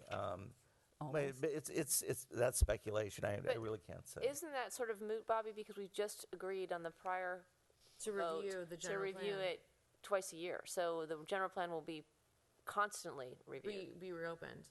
No, it will be reopened, but but I think that all right, it all depends. If the low-medium changes, if that zoning map is left out of the general plan update, and then that will come up when we do the comprehensive city rezoning in 6 months, that's fine. But if the low-medium density is put into the general plan, I personally think it's absolutely essential that it be opened up within a specified number of days, 3 months, 2 months, whatever. Bobby, I think we've got to consider the city council's priorities, and I think that they would have to set the time limit. Maybe on so, that. but I Yeah. think we should I'm recommend just saying that. Yeah, I think we should recommend it. We can't, obviously, we don't have the And power. for the purpose of this, what we're really saying is we don't support, we don't want it included, which is what it says very clearly, because I think, as Mary said, it's out of context. We don't believe as a commission that we should just make a change one place And when not we're the not entire taking a city. holistic look at Right. zoning. And we could just say that, be done. Yeah, but they could very well vote for it to be in. I want to make sure that there's stipulation that in any case there be a designated time when we will open it, specifically designated time. I would like to recommend that, so that the people who are really upset in the town will have a sense, okay, in 60 days or 90 days, whenever it is, we are going to reopen this and we're going to do a comprehensive rezoning of the town and get it on board. I think that's really essential to respect and respond to the comments that have been made with respect to this issue. We can definitely have a time frame, and I just have to bring it back to you. Yeah, we just need to not commit Okay. Noah when Noah's not here. Of course, to a I timeframe. know it. I'm just being a little emo, so it's my impulse Okay. control. But Any other discussion? Because I think So we're we going should. to take the low, medium density out. Yes. And any other comments? Because I think what I'd like to do is open up the public comment for each of these items, just so that we don't have like a Yeah. flush Yeah, of that's a good information idea. back at us. So with My only comment about this is, I do think there should be more here. I don't think we should just say, don't put it in, which obviously we're doing. I think we all recognize that instead, we should be doing, a more comprehensive analysis. Oh, I think so too. I think You that know, that should. so that should be in there, the wording. I mean, Yeah, some of the ideas here might have merit, but the mapping and the whole town should be looked at. Okay. I can bring back wording to that effect. Yay. Okay. So essentially, we'll have a standalone direction that speaks to the scope of this comprehensive zoning ordinance update and what it will look at, other than simply updating the text of the code. So Well, and I can add that. it might even be something that rises to the level of a goal in the plan. I mean, we have a lot of goals and policies that talk about looking at FAR and neighborhoods and whatever.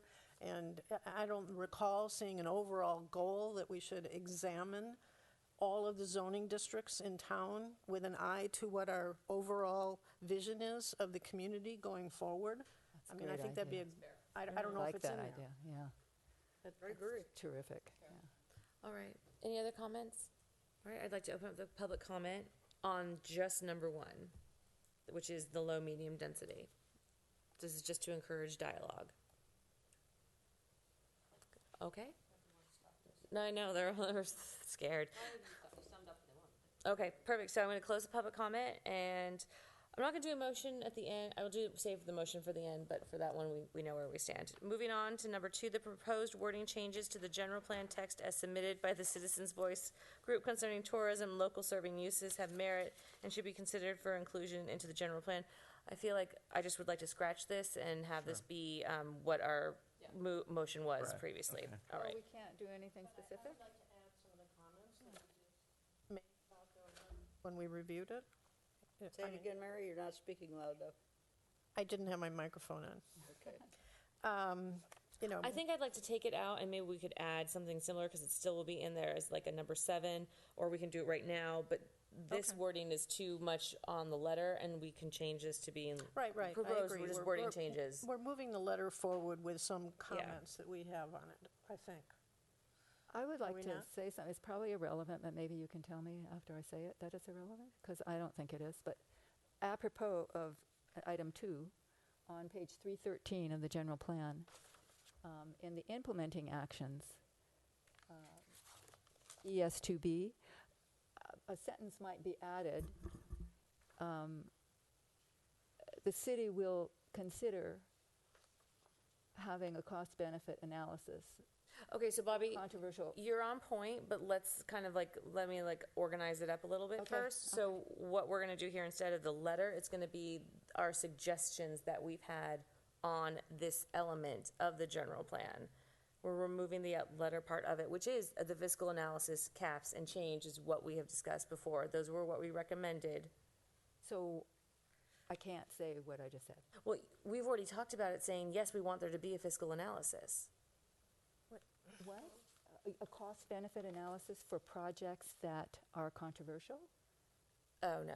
Sorry about that. Oh, that's what I'm talking All about. right. Okay, yeah, so, I mean, I think that to add to ES2B might be the place, rather than have it be a policy, to have it be an implementing action, the policy or the goal being to have a responsible growth.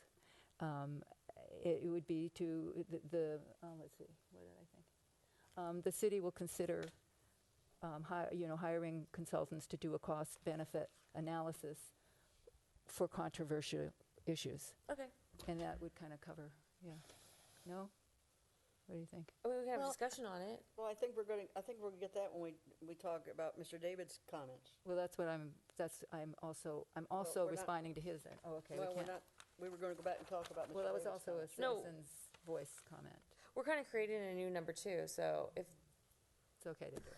Lord, if I know, I almost want to take a recess right now. It's getting really hot up here. Call a recess. Yeah, you know, I am gonna, it's 8 o'clock. I'm gonna take a 5, or it's 7:55. Let's take a 5-minute recess. I'd like to use the restroom. Okay.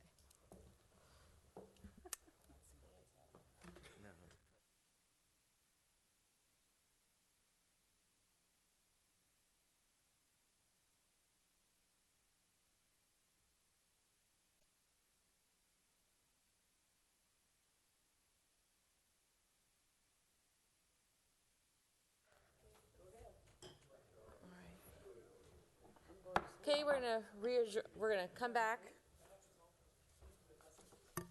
I'm just gonna clear our path up again. So number 2 essentially encompassed George David's comments. So we're gonna create a new number 7 for George David's comments that's listed as C in the packet that we have, just so everyone's clear on that because of what we did with the letter. So we can do 7 now, or we can go in numerical order, or we can move on to 3, which is the zoning for wineries and that section. I'll leave it to you. Is Mr. Davis still here? So why don't we just move on to 3 briefly? He and went to get breakfast. Oh, he got.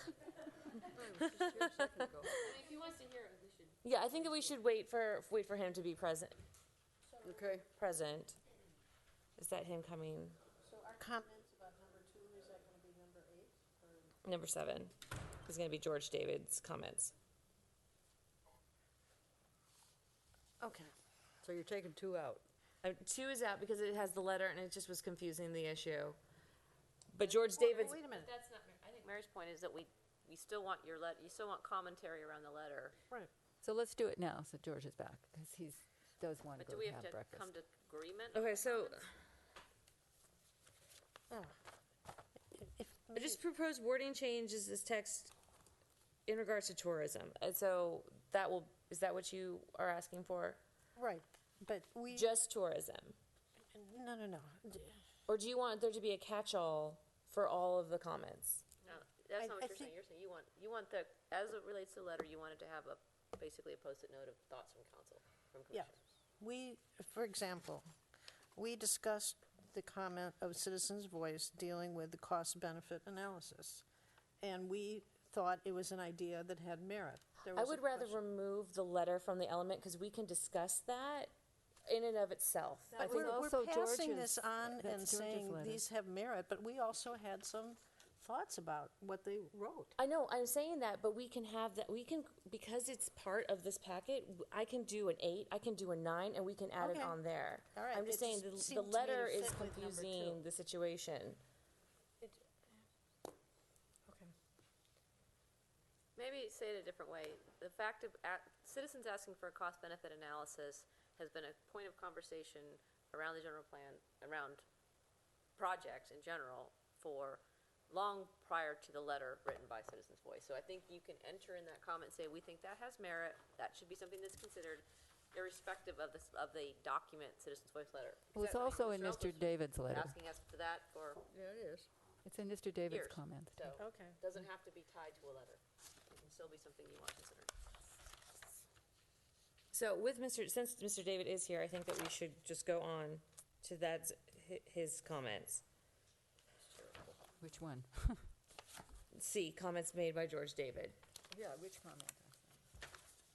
In the packet, it says C, comments made by I George. know, I was yeah. just saying, he made many, many comments. Alright, So well, if there's any that you find any- particularly compelling that you want included, then that's what you put up now. Yes, the one that when he did talk about cost-benefit analysis, that's what I was referring to, and I was actually referring to a place in the general plan where I thought it might fit well, but we don't have to do that. I don't know how we need, I mean, I would really like the city council to get a direction from us to consider that, to consider putting it in there either where I suggested or some other place.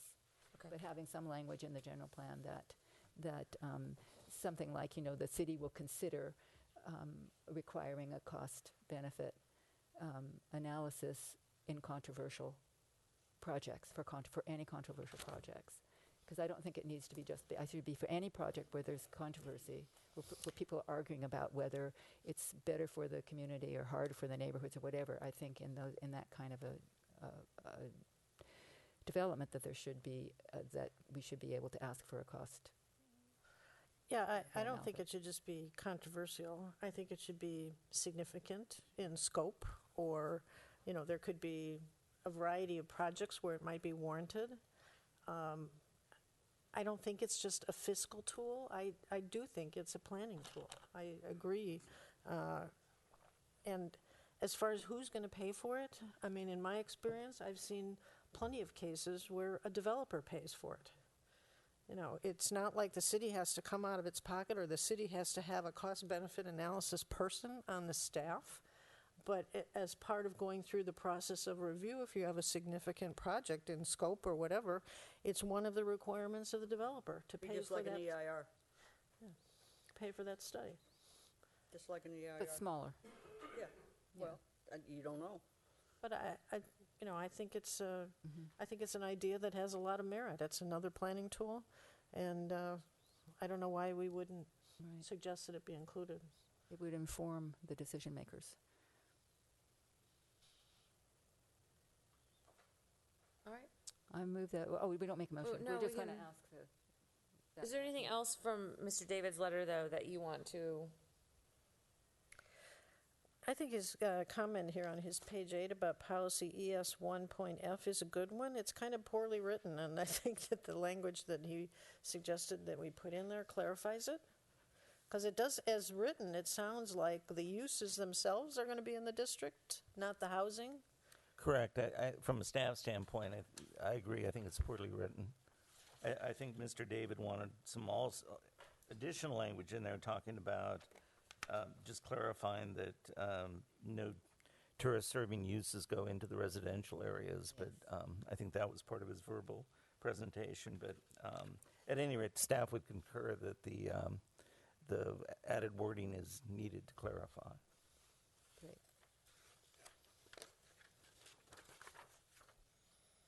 Does anyone think that sustainable needs to be better defined in under ES 2.1? Mr. David had a comment there. For whom? For businesses, for tourism, for residents, etc. Can I ask one question about what Victor just said? I'm sorry, I just don't want it to not go on the record. And I'm struggling because as I'm a short-term rental permit holder, so I don't want this to be taken out of context. But you just said very quickly that in relating to Mr. David's comment that no tourist-serving uses should be allowed in neighborhoods. They already exist today. I mean, that can be anything from someone working on painting and they're having a painting studio in their garage that they sell at Open Studios. I mean, I think The small kitchens. yeah, we can't. We have to be. We Okay, said that that- pretty quickly. I don't think. That's an excellent point. I was simply relating what I had heard Mr. Right, that David is what say he said, verbally. but I just think we have to be Right, that's a careful good about what point. you just said, as making that as a recommendation. And blanket. I'm only suggesting the wording as shown in the report here. I got so much paper, I'm not sure what. I mean, I do think, though, this talks about new visitors serving uses, and I sort of think of short-term rentals as a fait accompli. They're there. We and have a there's- policy on that. Yeah. But other, I just. But it's, Would that be covered, though, in the, Yeah, in 2008. would they that be had covered in the arts? I don't know. I just it seemed that he said it very quickly, and I just want to make sure we didn't just pass on something That's that a good point. has yeah. some pretty big connotations. Big Yeah, there were significance. some Is that- changes to our ordinance that we made, I think in 2008 or 9, because the county allowed cottage businesses in neighborhoods when the economy was so tanking. I remember we made a change. It they're was a- allowed in our I would town. leave that. I don't think we should put that in. Yeah, That's my I point. don't think that we need to get very specific. Right. It's supposed to be a skeleton living document. Right. Oh, well, I certainly agree with him on the low density. Absolutely. Well, that's already been somewhat addressed. Actually, it has been addressed. All right, anything else? for this? I agree with this, starting on the bottom of 8, on the top of 9, about lodging uses. And the comments that were made in September were specifically the impacts on specific neighbors and neighborhoods. This sort of reads as community in the whole. So I think he's just suggesting that we add the words neighborhoods and neighbors. Mary, is your microphone on? Yeah, your mic. Your mic's not on. Sorry. This is bottom of 8 going over to 9. This is the policy that talks about study and recommend guidelines for lodging uses. Ensure that they won't have a significant adverse impact to the community. And he proposed adding the language neighbors and neighborhoods. Sometimes you can balance something over the community as a whole, and you get a different result than if you're looking at a specific neighborhood. I don't have a problem with adding this language. I don't either. Yeah. All right, any other suggestions before I open up public comment on this item? All right, I'm gonna open up the public comment for comments made by Mr. George David.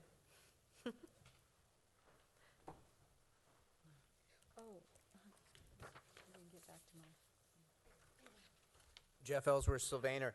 I was just going to comment that I do believe the cost-benefit analysis is a great tool. The thought that perhaps the developer pays for it, but the city has a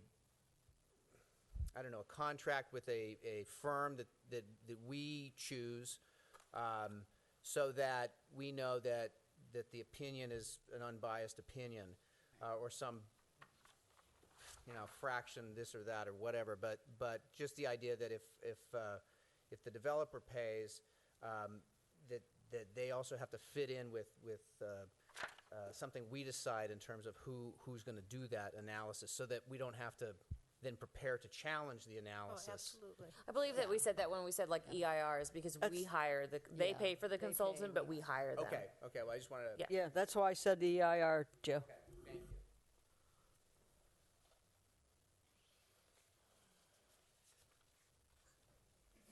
He's had his breakfast, he's woke up now. Did you bring us breakfast? Lunch is coming on here shortly. I just want to discuss the hotel criteria, because even though it's in a separate section, so it's not listed on my comment page, but obviously that's addressed in comments 7 and 8, and it was based on citizens' voice input.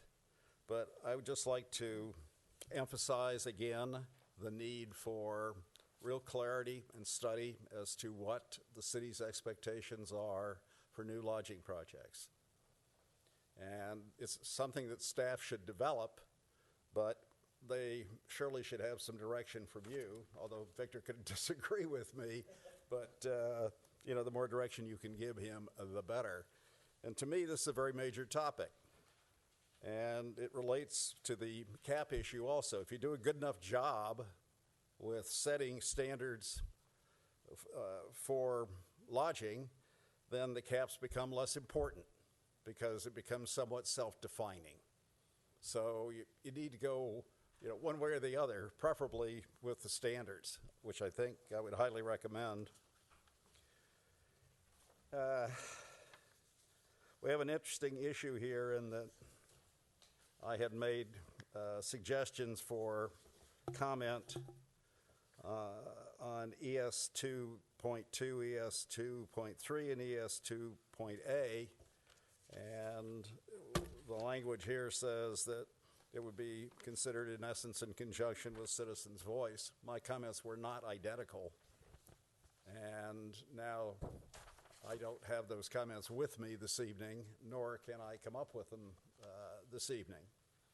But I would hope that you would give me an opportunity to revisit that with staff so that we might make additional comment to you on those specific provisions. And this isn't our final recommendation at this time. I understand. So, I just try to. so we definitely have time for you to do that. Just trying to set a record.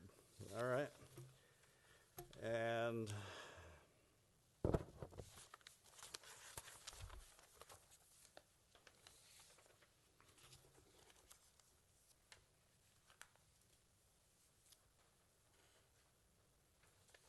Okay.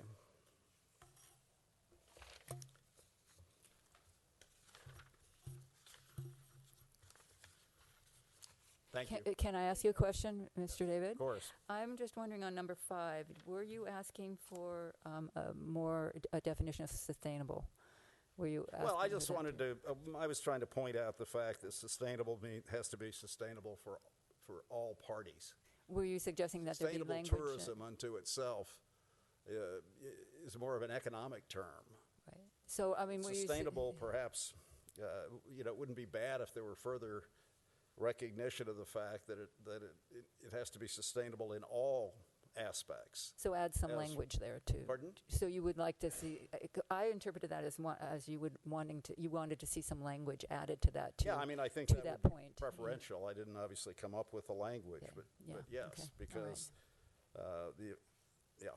because Okay. yes, I agree with that. Okay. Thank you. I'm going to close public comment. Oh, sorry, I invite, if anyone else.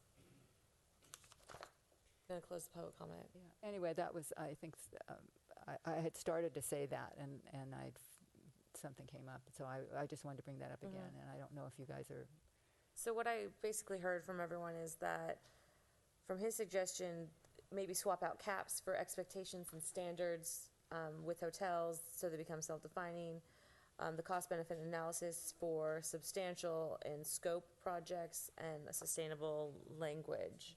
Correct.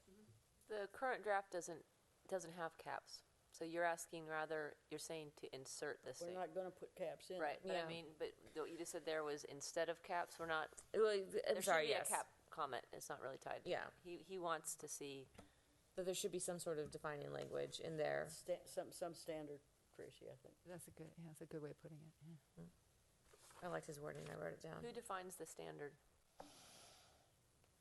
He said we should. Yeah. Staff. Yeah. And I think that staff was working on words because Yeah, if- this has been an issue brought up. Right, this has come up before, and the staff report does have kind of a beginning of what that could look like. I took down the comments, Mr. David, in terms of his suggested standards, and I would expect to work with him moving forward, given his expertise in the field, so.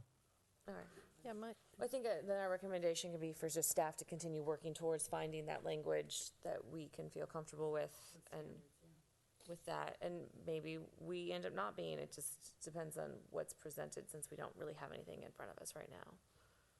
Yeah, I found the possible criteria for regulating hotel development to be a little bit too specific, in the nature of you cautioning us not to get into real Too specifics. But I do think if you work with Mr. David on some of his other policies, particularly this ES 2.2 talks about visitor serving uses oriented toward an upscale market, which I think by, working on that language instead of talking about, whether they're going to provide alternate means of transportation and that kind of stuff, I think we should get more at what our goal is in terms of those uses.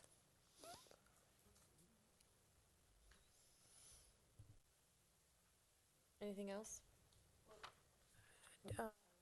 Aren't we also saying we're agreeing with his comments about the low, medium density district? Yes. Particularly here on policy 2.6 where, he says that maybe in the abstract this is an all right idea, but when you take most of the land out of the low, medium district, he doesn't necessarily support this concept anymore. Well, I think that's number one in our. Yeah, I agree some of that our we've cut comments. with the low, his, I think. yeah. Yeah. Okay. All right, so how do we want to phrase the motion of suggestion? I mean, I've got the direction, and what I can do is, once again, this is kind of like a running total, and we'll probably have one more study session before the formal hearing, once the EIR is done, so I can bring it, the cumulative total forward, and then the commission can decide give me input at that meeting, then you'll have one more shot at it with the formal recommendation. Okay. So I think I have enough direction Okay. here, and I don't think you need to At make a the, motion at the or end, can we anything. just, do you want just a motion of recommendations? I on don't what even was really just- think I need a motion, Okay. because at this point, it's just collecting, making a list. All right, all right. Okay, so sounds good. does this include would it be- bringing in his Exhibit 1? Does it, our review of his comments include that? Not really, right? Because really what we're doing is we're making, or Victor's collecting a running list of ideas for the council to consider, not that they'll accept or reject any of them. We're not making edits, we're making suggestions that should be considered when they make their final decision on the general Right. plan. I guess what I'm saying is, similar to the Citizens' Voice letter, I find that this Exhibit 1 has a lot of merit and should be considered by the council.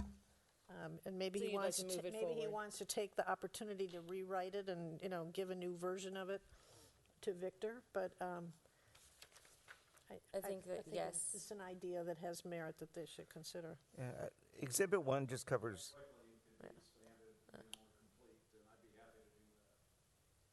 Victor? you yeah, say something? Exhibit 1 just covers a lot of territory.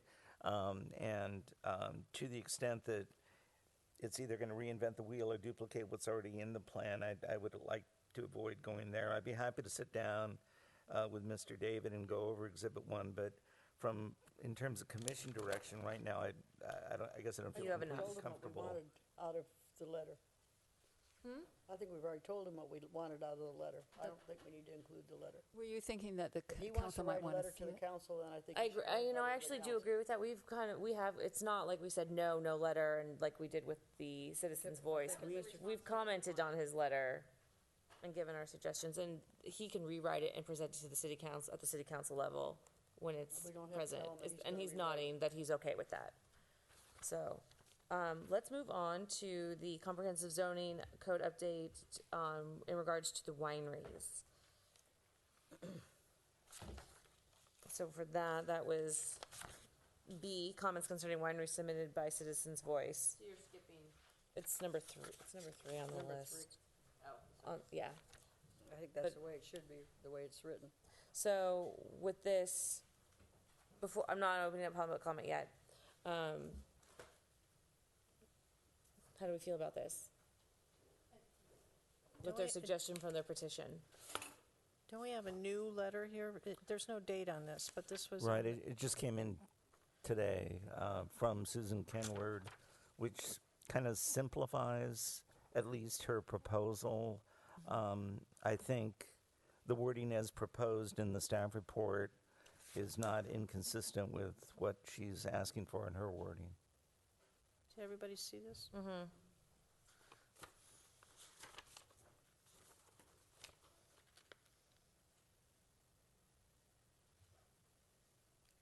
I thought you guys were going to. One of the things they have to recognize that they're not speaking for the whole town. I thought the staff said they were going to just handle. What was that, Commissioner Monette? I'm sorry. I thought that the staff said they were going to review. They were going to view it later. I can't find it right now. Here, it's number 3, right here. No, no, no, On the I very know. end of staff's report, Yeah. there's a summary of commission comments that we made in April, Yeah, I know, and I'm just I know. going down that list right now. I see. I was just referring to. Well, yeah, since April. And we're just collecting a Oh, I running see. list for Victor.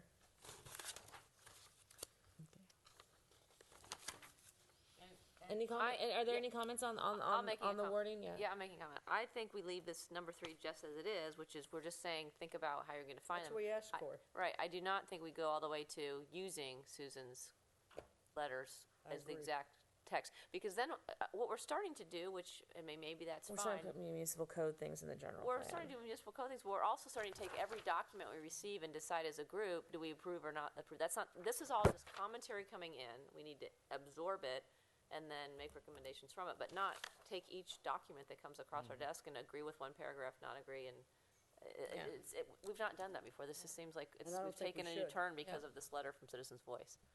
Right, I mean, what's in the staff report is wording that essentially the commission directed at the previous meeting to define wineries under each zoning category. So that's the language that's added in the staff report. So either we can go with the wording as currently in the general plan for LU 5.6 or add the wording that I've gotten read in the staff report. So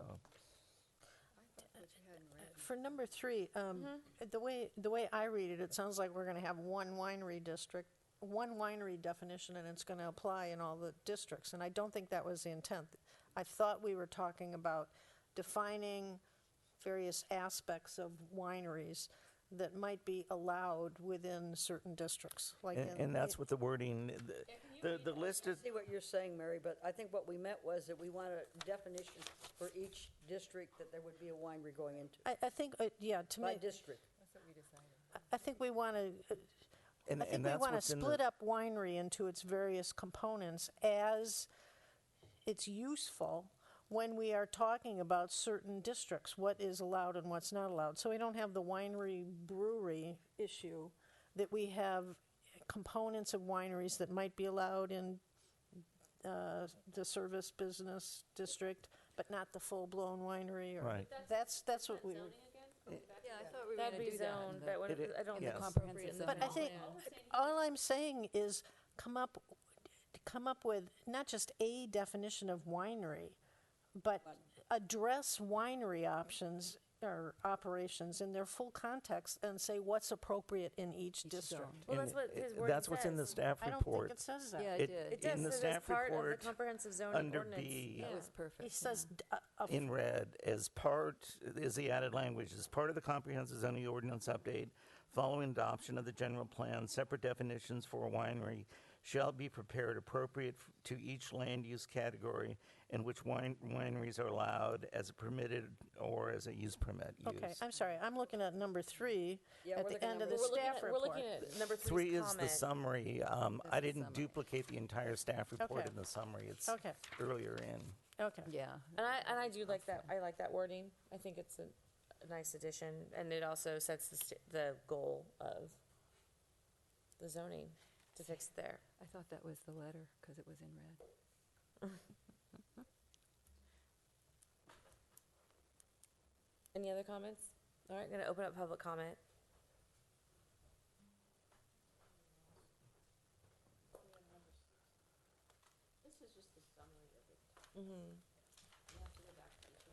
Jeff Ellsworth, Sylvaner. Yeah, I think the winery issue is important to talk about. It's not unique to St. Helena. What's going on in the wine industry, it's happening all over the country. I'm getting calls from people in Virginia, San Luis Obispo, Paso Robles, Sassoon, Sonoma. Something's changing in the way wineries make money. The business model that was always in place for a winery has changed. A lot of it is due to, in California in 2008, at the state level, a change in how much wine you can serve at a winery for on-site consumption. You know, for years, I grew up in the wine business, so I was familiar with it, but people served an ounce or two taste. When people went wine tasting, they would get an ounce or two, taste the different wines, and purchase the wines by the, in the bottle or case and take it home or have it shipped. So this changed in 2008. They called it the Picnic Bill. It's AB 2004, but it happened in 2008. But it allowed wineries to serve wine by the glass or bottle for on-site consumption. So all of a sudden, the business model changes for a winery, and so now it's more profitable to have people come and stay and drink there on site, and then with the direct-to-consumer model where the winery's making more money from having tourism visitation. Certainly in Napa County, when this came in 2008, between 2008 and 2010, there was no real analysis of the impacts on our roadways, on our water, on the rural areas. All of a sudden, these businesses that, would never be nobody would ever go into business with a winery and at the top of a hill thinking they would make money with the old-fashioned business model. But then this new business model comes in, and now it's kind of a moneymaker. So all of a sudden, you're seeing all these wineries popping up. And why? because they make money differently. So all these different towns all over the country, in wine country, are saying, what's going on? Something's changing. So when we talk about wineries in St. Helena as if we're in a bubble, like, oh, God, what is this? You know, I think we have to have a discussion, and this discussion is happening. You know, I saw there was reports in the Miami Herald, the Washington Post, about vineyard expansion, winery expansion in different areas of the country. So I think we have to recognize that we are part of a larger trend that's happening in the wine business. St. Helena's the heart of the United States wine country. So it's imperative that we look at what wineries are, we define what they are. It's in the county, that's the big discussion. What is a winery? What can you do at a winery? So I think we need to focus and define what a winery is, because if we don't, it can morph into something that we never expected. As I said a week or two ago, you know, is it a roller coaster, you know? Is that wine marketing? Is that a winery? So I think it's imperative that we're not confused that this is some strange thing happening just here, that we look around at wine country everywhere and ask the same question, ask those people, what's going on in your wine country? And maybe we can that'll help clarify our discussion here about the impacts associated with that. Thank you. Thank you. Would anyone else like to speak on this? Seeing none, I'm going to close the public comment and invite our commission to have a more finalized suggestion to Victor for his running list. I mean, I think we kind of discussed. We like. And again, I'm not sure, but all that you're basically saying is that you want in the general plan That some consideration of definitions of what wineries are and where they can be. okay. By zone, yeah. Yeah, by zone. All right. Okay, moving on to number 4, that there needs to be additional policies in the general plan to address the need in St. Helena for workforce housing. Discussion? I'm still not clear why that's not covered in the housing element. It probably is to a large extent. It's simply reflecting the comment that came out of the commission. So what might be the best next step on this one is for me to go back through the housing element, see what is in there on workforce housing, and report back. But you're right. If the issue is to be addressed, that's primarily where it would be addressed. Which is complete, so we're not changing that. Yeah. There's no workforce At this housing point. in there. Maybe in 5 years. All right. Okay. I had a slightly different take on this, because this was one of my issues with the low-medium district, is that the plan now, it has, not in, in here, it talks about workforce housing and affordable housing in the medium and high-density districts. And so I guess that could be a more palatable thing to me if it said the low-medium, the medium, and the high-density districts. But it's, to me, a further reason to hold off moving forward with the low-medium designation. I'm not sure. I don't recall us sitting here and discussing workforce housing in particular. I don't either. I don't know where number 4 came from, other than discussion in of the the low medium. Yeah, I think you're correct. That's where the discussion came out of, and given that the commission's position is not to move forward the low medium, then I think that part of the discussion on workforce housing is moot. I don't think there's any workforce housing in the housing element, and I think that's because the state doesn't recognize workforce housing in the, ABAG doesn't recognize workforce housing. So I think you're going to find very low, and so, but I don't think you're going to find workforce housing in there. And if you do, I'll be very surprised. Yeah. Okay. Well, as I say, I can report back on that if the commission would like. Perfect. Anything else? All right, going to open up the public comment on workforce housing. Going to close the public comment. Moving on to number 5, concerns were expressed over potential impacts of the wine train stopping and letting passengers off in St. Helena. I think it's a great idea myself. Yeah, I think this was the one the meeting I missed, the 7th, when I had to be at another meeting. And I don't have challenges, and I would want that striked. I wouldn't, that Okay. doesn't represent my views. Okay. It would not, what do you mean? I don't want to express concerns about the wine train stopping and having impacts on letting off passengers. I think that's a good thing. I think it is too. I have some concerns simply because it was so very, very controversial when it first happened, and I'm not sure what the public thinks now. So I would definitely was where want the to have suggestion some came kind from. of way of reassessing that. I don't think it's just automatically, it's a great thing now. So I don't know. But I'd like to have some forum, some way to assess what the people in St. Helena think. I think it's a big benefit. It's gonna keep traffic from coming up here. People are gonna come up here. They're gonna get off. They're gonna go get something to eat. They're gonna shop. They'll wander around. Maybe they go wine tasting, and they'll get back in the train and they'll leave.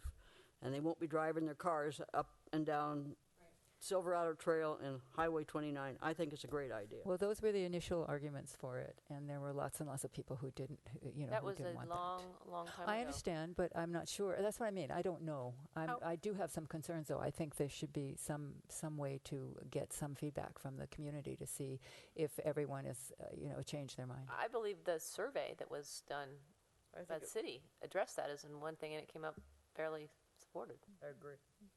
I don't, Commissioner Koberstein, you look ready. I was just asking how this is actually put in place. Is it just some agreement between the wine train operator and the city that They've been trying to stop and let people off, and as a city, we've For not allowed decades. it. So basically by now, ordinance or something? Tom, I mean, Tom, how do we, legally, how do can we the city not do allow that? these people to because they get have off to the train? disembark. Can the city legally do that, Tom?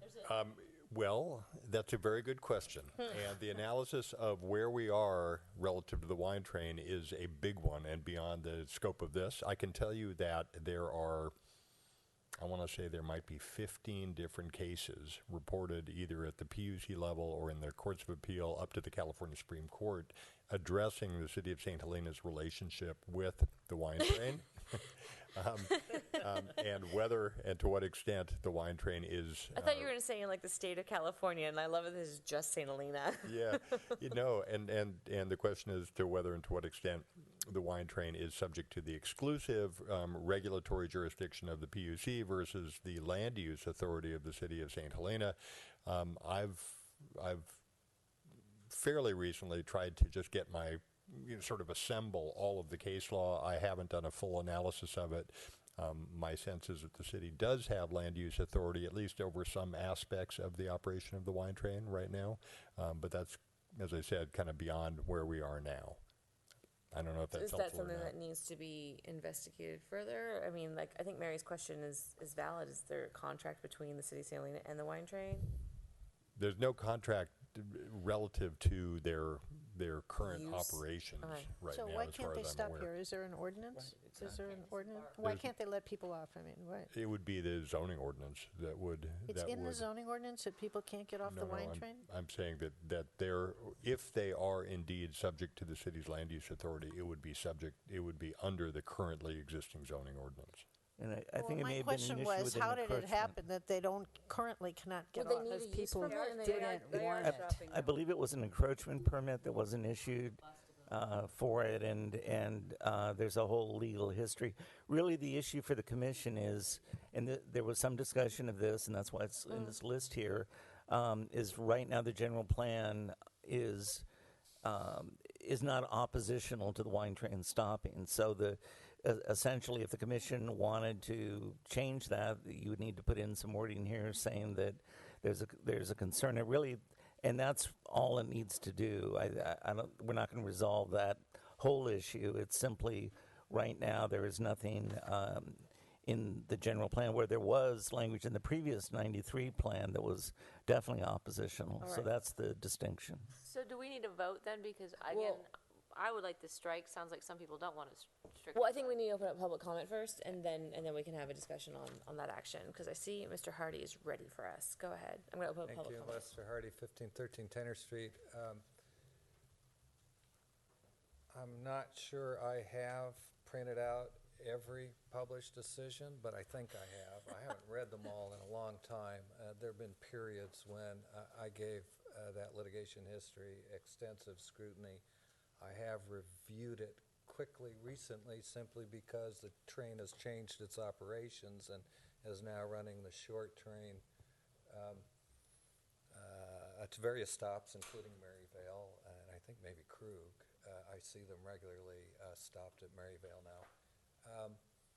But in that review, one of the things I noticed is that the basic parameters of the train's operation were set out in a kind of stipulation as part of the litigation over environmental review. So there is a legal document that addresses some aspects of the train's operation, but which didn't fully resolve the question as to whether or not the city had jurisdiction to completely regulate a stop in the city of St. Helena. And that was its own rather protracted litigation process, which ended in an apparent victory for the city, which I think to some extent has been overturned by a subsequent PUC decision not directly involving the wine train. So the reason I came up, and Tom wisely began speaking before you opened the comment hearing just to this point, it would take careful review simply to reach a conclusion as to what the city's authority is at this point, and I don't know that all component questions are answered to this day, given the most recent court decision affecting the issues that were previously litigated for nearly 20 years, good 16. It's a more. He Yeah, says more. it started in 1998. Yeah. Well, Well, the big one. I think I could trace it further back. Well, no, it started much longer before that, but I remember the just here big one of really letting to people off suggest was that then. I think you should have guidance from council before you try to craft recommendations on the city's policy, because you really should know, I think, what you can do first. All right, perfect, thank you. Thank you.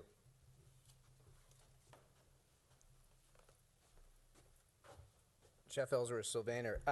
Yeah, I've been hearing concern about the wine train in the last few weeks because people were surprised that all of a sudden it was stopping.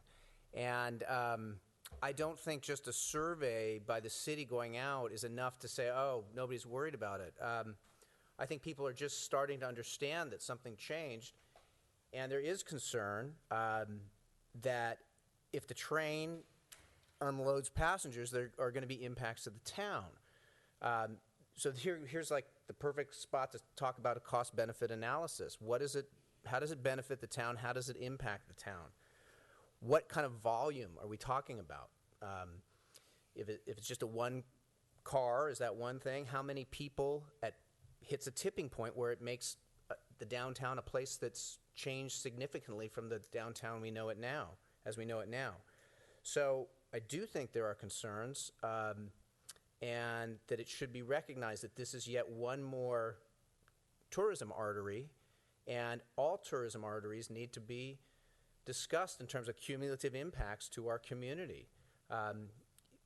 Similar to the Vine Trail, talking about bicycles, that's a tourism artery. Now it's going to have impacts. Now, another aspect, too, is on all of this stuff, people are being encouraged to drink alcohol, I grew up in the wine business, and I'm certainly not against wine, but if we're looking at business models that their profit is based on people drinking more, then what sort of impacts, if people are taking the train up and they're drinking on the train and they're released into our town, what's that look like? So that's where that cost-benefit analysis comes in. And then also with the argument that it's going to reduce traffic, I think we're at a point, if we look at the traffic out there, that unless it's a very long train, that I don't know that's, I don't know. And that's where that cost-benefit analysis or that analysis of impacts would come in. But I think there is continued concern in the community for the wine train letting off passengers. Thank you.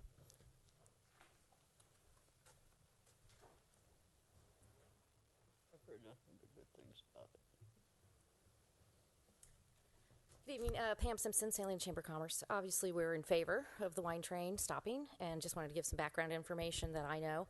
The Quattro Vino train started on June 2nd, and it's letting between 22 and 32 people off. It starts at Mondavi, it goes up to Krug, then it comes back into town, stops at Maryvale about 1:15 or so, and then it goes and it stops at Visa Tui before it heads home. Has about, like I said, about 22 to 32 people. It can't do any more than that. And they get off on private property and stay on private property. So they basically have bought a ticket to go to Krug to do a tasting, and then they get back on the train. And same thing at Maryvale. So at this point, the Quattro Vino was an experiment to see if people were interested in doing car-free tourism and interested in doing something that would keep them off the streets and not have to get in a car in order to do some wine tasting. I think it's a really neat train. If you haven't seen it, we're going to have a day where we invite people down to check it out. It's a beautifully refurbished train. It's very neat. And I think that, the attitude that we've come across obviously has been pro wine train. I moved here in 1990 and very aware of the no wine train and the no, all up and down the valley. We saw it.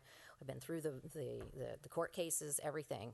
Never quite understood why the wine train would be such an impediment to business here and to our town.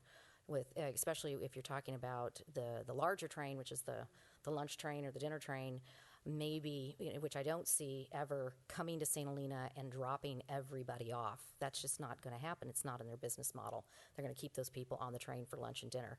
So if anything that we're talking about, we've been talking to the wine train for years about bringing people up from almost St. Helena Ferry, where they would get on the ferry, they would come up to the wine train, have their suitcases with them, come all the way up Valley, get off of our railway station, check into the Y Down, the Harvest Inn, something like that. It would be a prepaid package. They'd stay for 2 days. They'd shop in our stores. They would eat in our restaurants without having to get a car, and then they would get back onto the train and leave. Now that's all held up by, whether or not the city has the authority to let them off.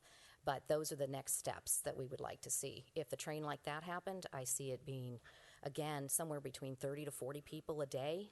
And how amazing would that be? 30 to 40 people a day staying here for 2 days, buying a package and staying in our hotels with no cars. You can't contradict this. It's either going to take people off the street, or you've got as the previous speaker says, you've got hundreds of people getting off, and then he says it's not going to bring anybody off the street. Can't have it both ways. It either is car-free tourism and does bring people off the street, or it's hundreds of people. I don't get it. It's contradictory, everything that he's just said. It's car-free tourism. It's positive for the environment. It's positive for businesses. It's positive for the city of St. Helena. Just another piece of history. Cheers, St. Helena. We got encroachment permits for the wine train to stop a couple of times over the course of 2009 to 2013. It stopped for every Cheers. It was about 6 or 8 times every event. And I think we sold the train out every single time. And I know we sold the train out every single time, and there were somewhere between 50 to 60 people on that train that got off, enjoyed St. Helena, ate in the restaurants, and again got back on the train and went home safe. People off the streets from drinking. It's just all around. I just don't see how you can argue it. But I can answer any questions if you want. If you want to know anything more about the Quattro Vino or the lunch train or anything else. Thank you. Okay. Would anyone else like to speak on this item? Seeing none, I'm going to close the public comment and invite commission discussion. Well, it seems to me that what I'm hearing is we may have some limited jurisdiction to deal with the wine train, but if we are going to deal with it, we need to do it in our land use documents. And to me, it's appropriate to maybe have something in the plan. I think it's to manage tourism, that is benefiting the community. Overall, it's benefiting the community. I mean, the wine train is what it is now. 5 years from now could be 10 times the traffic, who knows? So as far as what's within our jurisdiction to do, I think we should exercise it when we feel it's appropriate, if we think we're getting some negative, impacts. I mean, there was a letter in the paper this week about all the whistleblowing of this train all of a sudden. I mean, I just think it's appropriate to put something in the plan so that we have a basis to go forward if we need to regulate it. Yeah, if I could add, right now, there are references in the plan to the wine train. I mean, arguably, this would be one of those, so it's not like it's silent on the issue. It could be one of those items that could be addressed as part of the regular review of the plan. If there's an issue that comes up, then policies arguably could be added as needed. And Victor, the current wording of the general plan is in favor of utilizing the wine train for alternative transportation. Correct. Yes. Exploring those benefits. So if we adopt number 4 here, we're basically, or whatever number it is, 5, we're basically saying we are in disagreement with this way the plan is now, and I'm not for that, so I would ask for a vote so we can see how we feel as a panel. Well, is there any place where it can become an agenda item with the city council or some place so that the public would have a way of weighing in with some notification? And Well, clearly when the general plan goes to council, that would be a time to address it, so. And what you're saying is that this is against the one? Yeah, I can be outvoted. There's 5 of us up here, that's why there's an odd number, but I'm saying I'm not in support that we as a commission recommend that we have concerns over the potential impacts of the train stopping. Again, I just would like to. Well, the concerns can be legal for the public. I think the concern is not necessarily, it just needs that more needs to be revealed, more needs to be learned. I mean, that's my concern. But what we're making recommendations are edits to the currently. The general plan, you can't really in the say. draft form that it's in today, which is supportive of the general of wine train. So what number 5 would do is say, we as a commission disagree with that. We'd like you to change it to say we are concerned about it. But I understand what you're saying, Bobby. Yeah, But that's we fine. can't That's put why I'm saying we we can't vote, put in the general plan that we have concerns over the legality of the legal train. That's not Right. appropriate Well, in the then general maybe it plan. shouldn't be in there at all until we understand what we're dealing with. Where is the wine train reference? I mean, It's I an remember alternate. I think it's a seeing- transportation element. Yeah. I mean, I to me, believe it's in transportation. I think it's also in land use. Oh, it's in land use?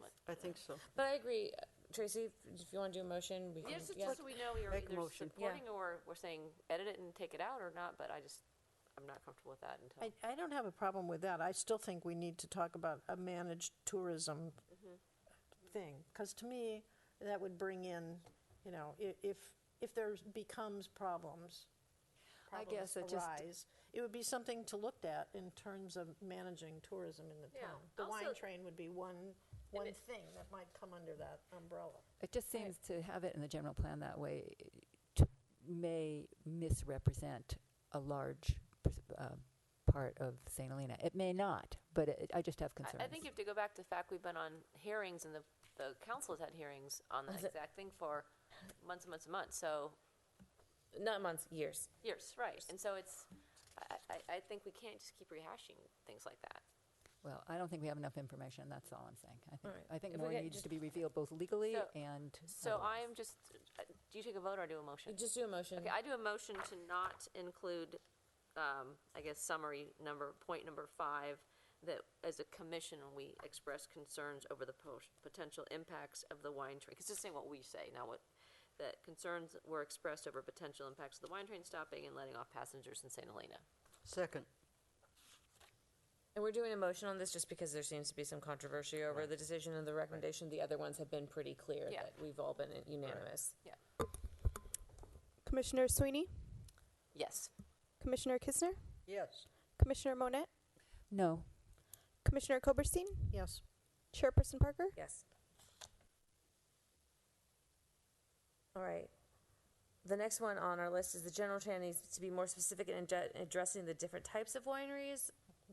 I kind of feel like that we kind of covered that. This one's redundant, really, All at right, this so point. then I would like to add in managed tourism, because Commissioner Koberstein will kill me if I don't. Not really, but I think that it's very valid, given everything that we've had. I think that still needs to be something on your running list in regards to finding an appropriate home for managing tourism. And are you back to the suggestion at the beginning, which is just insert the word managed tourism where you Is already that what have you're growth? looking for, or are you looking Well, for? that was one place. I mean, it came up, you know, I could adopt the language Because that the council- Mr. the David commission- gave or, us. I mean, they can find a place to put it in as a goal, but, you know, tourism affects us all. You know, how can we afford not to manage it and the growth and change that it brings? So I think that there should be some goal. I think the plan should address managing tourism. But we Is it- voted it down for that place. But maybe somebody could find some other place. I mean, you guys, do you I think guess so? my question is, how do you manage it? How do you manage growth? I mean, our what job. the plan says now is we're going to manage growth. So you maybe want to suggest that there's some suggestion goal where we put in the municipal code about tourism The management? challenge I would throw out is we're managing growth through specific caps on the number of housing And it's permits. through the municipal code. There's a system in place Yeah. for that. But I mean, I'm not in support GMA, of the growth management reintroducing system. the same types of metric caps that you have. Oh, I mean, I'm No, not but talking about that. that's what Cost that's how we benefit manage analysis growth. is one way of No, of managing you know, it. if you want a specific goal, I would go back to 2.4 on page 2-28, where it says, St. Helena is committed to preserving its existing community character, maintaining agricultural lands, managing growth, and I would add the words, and tourism, and ensuring that adequate infrastructure and facilities are provided. I mean, it encompasses a lot of things that we might get into, like what are the retail uses that we really want to have in downtown? Do we want them to cater to tourists or not, without putting a limit on them? But it's just sort of an overall concept that I think is worthwhile and ought to be included. All right. I'm going to open up public comment.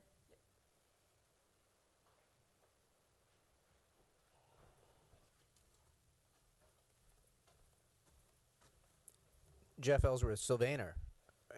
Absolutely. It's a part of what's happening here. It's a part of what impacts our town and our residents, just as growth does. And as Doug pointed out earlier, we have 5,900 people living here and 3 million people coming through. So there are impacts. And so the management of that is equally as important as managing growth, if not more. Thank you. Put a barricade on 29, not let them in.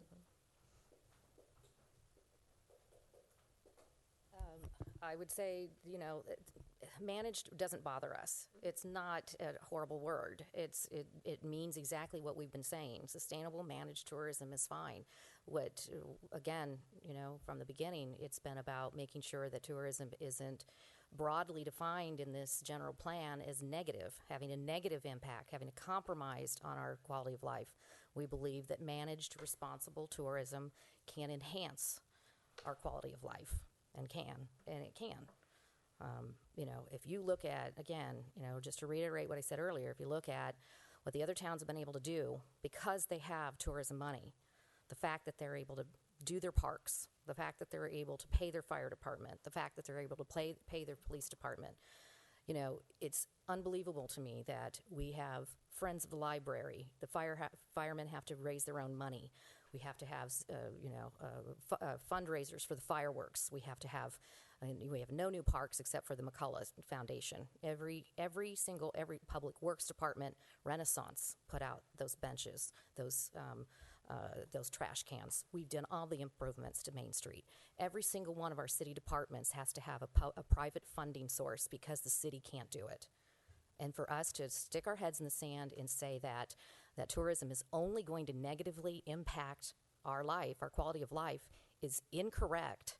Because once we have the money from tourism, we can have that great library. We can have those streets. We can have a nice park. We can have all those nice things. So the opposition is not to the word managed, because that will all be worked out when we get to the details. How many of the wine train is too much? How much, you know, all those things will be managed later in the code. Our objection is to that negative connotation in the wording of the citizens voice petition that talks about how tourism is negatively impacting our quality of life, because it doesn't have to. And managed tourism is the way we get to enhancing rather than negatively or compromising it. Thanks. Thank you. Thank you. Anyone else? Sure, as long as I'm here. Lester Hardy, 1513 Tanner Street. I support Commissioner Koberstein's suggestion. I think that's an elegantly simple and useful change to the language. I want to add only that I think managing growth is very different from managing tourism, and that you have much more control over population growth than you do over tourism and its impacts. Thank you. Thank you. Anyone else? I'm going to close the public comment, invite commission discussion. Can I go with Mary's comment, the way she put it? Well, that was the motion that we voted down a while No, ago. Yes, it was. No, we haven't had Yes, a it motion was. on it. No, it was not. You were talking about a specific thing in here. I was talking about right there. Yeah, no, we haven't had a motion on that. Yes, we did. You look at the tape. Doesn't matter. Whatever. I actually do believe we did, but I think that in the context of saying no to that, it was because we were going to be wordsmithing that whole entire letter. That was the citizens' voice letter. Yeah. We haven't. No, I was talking about 2.4, that same page. We It doesn't understand, matter. yeah. Thank you for remembering. Mary, why don't you just make a motion? But yeah, if we could have a Losing my motion, mind, just so we can move on to the draft DIR. Just that, Yeah. yeah. Just what you read a few minutes ago. It's on page Or do we need to, because I feel like we're all on, 238. Yeah, page 238. all right. Second. So what I move is that we recommend that we change the goal 2.4 to add the words "and tourism" after the words "managing growth." Second it. Commissioner Koberstein? Yes. Commissioner Kistner? Yes. Commissioner Monette? Yes. Commissioner Sweeney? Yes. Chairperson Parker? Yes, and again, this is because I voted no on the first time because that was to wordsmithing that letter. This is That was a letter. this is a commissioner Agreed. recommendation, because I was not against it, I was against the wordsmithing of everything Yeah, exactly. in that letter. Yeah. Yeah, it got a little confusing there. Anyways, I think that's it for the study session. Let's move on to our public hearings. Okay, just quick. Or do you want to just, Before you officially open the hearing, I can just do a very quick report. The purpose of this hearing is to hear verbal comments on the draft EIR for the general plan. The original EIR was released back in 2010. The city's had to update it for obvious reasons, given both the age of the document and changes to the plan. The EIR was originally released on the 23rd, re-released on June 9th. So the 45-day review period ends on July 25th. So anybody wanting to comment on the plan has until July 25th to get written comments to the city. And the purpose of this hearing really is simply, it's an optional hearing under state law to hear any verbal comments on the EIR. The commission clearly does not have to comment on this meeting. We're holding it at a commission meeting as simply a kind of a convenience. And then Jerry Haig has been kind enough to, who's one of the authors of the EIR, to come to the meeting tonight. So staff would recommend that commission open the public hearing, and staff will simply write down any comments made. all right, perfect. I have a question.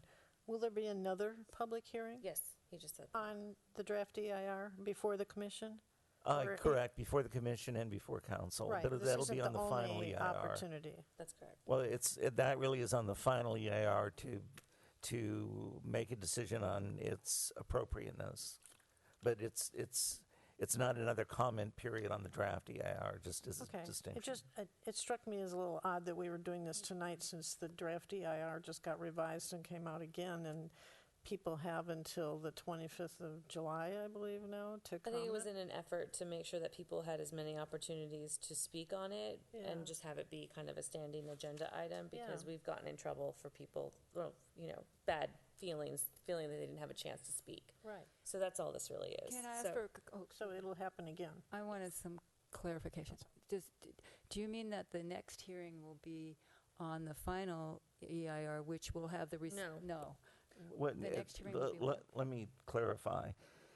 The purpose of this meeting is to receive comments on the draft EIR. It's an optional hearing under CEQA for folks that don't want to submit them in writing and want to do the comments verbally. We held with this date simply because we had done noticing before. If folks want to comment, they have until July 25th. The next hearing itself on the environmental document will be in the context of taking an action on the general plan, in the Commission's case, a recommendation to the City Council. And what you'll have in front of you is the general plan and then the final EIR, which consists of the draft EIR and the comments and the response to comments.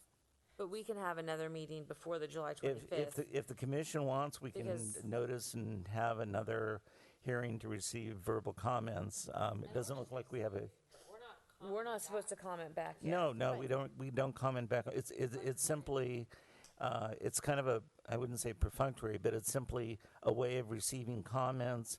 Some cities hold these hearings at City Hall where simply a staff person is in attendance. So, but if the Commission wishes, we can have another similar hearing, although clearly there's don't appear to be a lot of folks necessarily on I this also think issue. it's because of Mary's comments, like the new one did just come out, so it is a chunky piece. Yeah, I just don't know if people realize this was the only night they could come and give us verbal comments on the draft EIR. Of course, they can write comments. Everybody doesn't like to This write is a a letter yeah. or whatever. Yeah, So right, well taken. Maybe in July this could be done again on the draft. That's what I meant, that the next time it comes before us without us calling another meeting will be the final.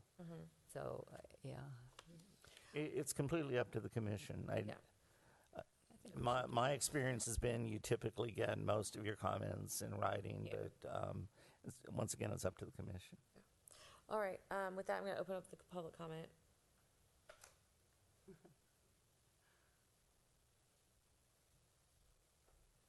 Lester Hardy, 1513 Tanner Street.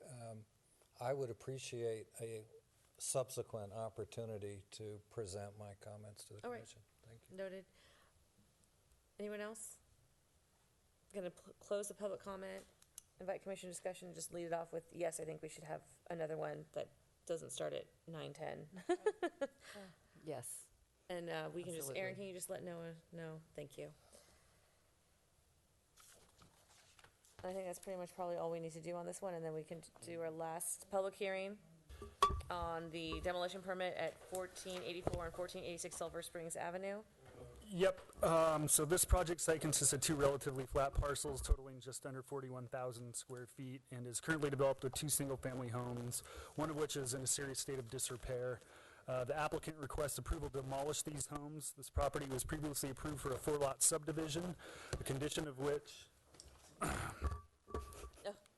required the homes to be demolished or relocated to the newly created parcels. The applicant originally identified that the homes were intended to be relocated, however, made the determination that they were not in adequate condition to remain and have alternatively proposed to demolish them, which was an allowed option under the conditions of approval of the subdivision. As identified in the staff report, zoning code section 17164050 identifies that design review is required to approve the replacement structure prior to approval of the demolition of a structure. However, while replacement structures, new homes have not been approved through a design review process prior to the requested demolition of the existing homes currently before the Commission, a tentative map subdividing the property has been approved and included a condition requiring the homes were to be relocated or demolished. Further, obtaining design review approval at this time would be purely procedural exercise, as if the applicants decide to sell the parcels undeveloped, the new buyers would likely wish to pursue different home designs, and we'd have to do it all over again. In addition, the lots don't formally exist until the final map is approved and the required improvements are made, including extension utilities to serve the newly created parcels. Given these factors, and then the applicant is actively pursuing the final map for the subdivision, after which design review applications could be filed. Staff finds that the subdivision approval is consistent with the requirements to obtain design review prior to approving a demolition of the structure, as the intent of this requirement appears to be to ensure ongoing use and activity on the property rather than letting an existing lot remain vacant. And to be clear and reiterate, any future construction of the single-family homes on the newly created parcels after the final maps are approved would be subject to design review.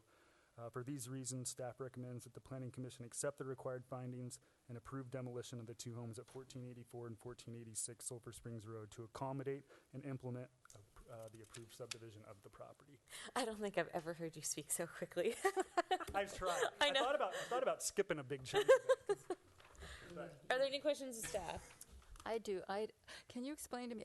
I mean, it looks like the tentative map trumps 17-164-0503. I mean, how does that get rid of the requirement that you have to have the design review approved before you can do the demolition? Staff's making that interpretation. The requirement to have approved design review for a demolition, I mean, if you really think about it, doesn't make a whole lot of sense. Say you have a barn on the back of your property and it's dilapidated and you don't want it anymore, but you don't want to build another barn in its place. What do you do then? So staff's making a judgment call that the tentative map is equal to the design review approval, because anything that's going to be built on those in the future is going to be required to go through design review anyway. Okay. All right, any other questions? Okay, going to open up public comment. Lester Hardy for the applicant. I didn't have time today to research the history of the ordinance, but I'm pretty sure that the requirement for design review as a condition of demolition permit didn't exist when the tentative map was approved. For sure, the way in which the tentative map was approved requires, as a condition for final map approval, that we either move the buildings because they sit on the proposed boundary lines. We can't leave them where they are. We either have to demolish them or move them, and in their current condition, it makes no sense to move them. So to require design review would take us through a long, expensive, and fairly empty exercise, because the map itself was processed and approved for unimproved lots. And I think that's really just what Aaron has already said, but if there are any more questions, I'd be happy to do my best to answer them. Perfect, thank you. Anyone else? We don't want to make it harder than it needs. All right, I'm going to close it. Invite commissioner discussion. Who wants to go home? It seems a little silly. This is like making somebody go through 2 administrative steps when it was really handled the first time around. Yeah. Go on the list of things to clarify. Yeah, let's clean that one up. All right, do we have a motion? I move to determine that the project is within the scope of the previously approved mitigated negative declaration approved for the subdivision of the project site, and to accept the required findings and approve demolition of the two homes at 1484 and 1486 Sulphur Springs Road to accommodate and implement the approved subdivision of the property. Second. Commissioner Monette, Yes. Commissioner Koberstein, Yes. Commissioner Sweeney, Yes. Commissioner Kistner, Yes. Chairperson Parker. Yes. I guess moving on to department reports. Staff has nothing to report I at this figured time. as much. You will probably want to go home to your baby. So we're going to adjourn the meeting. Thank you very much.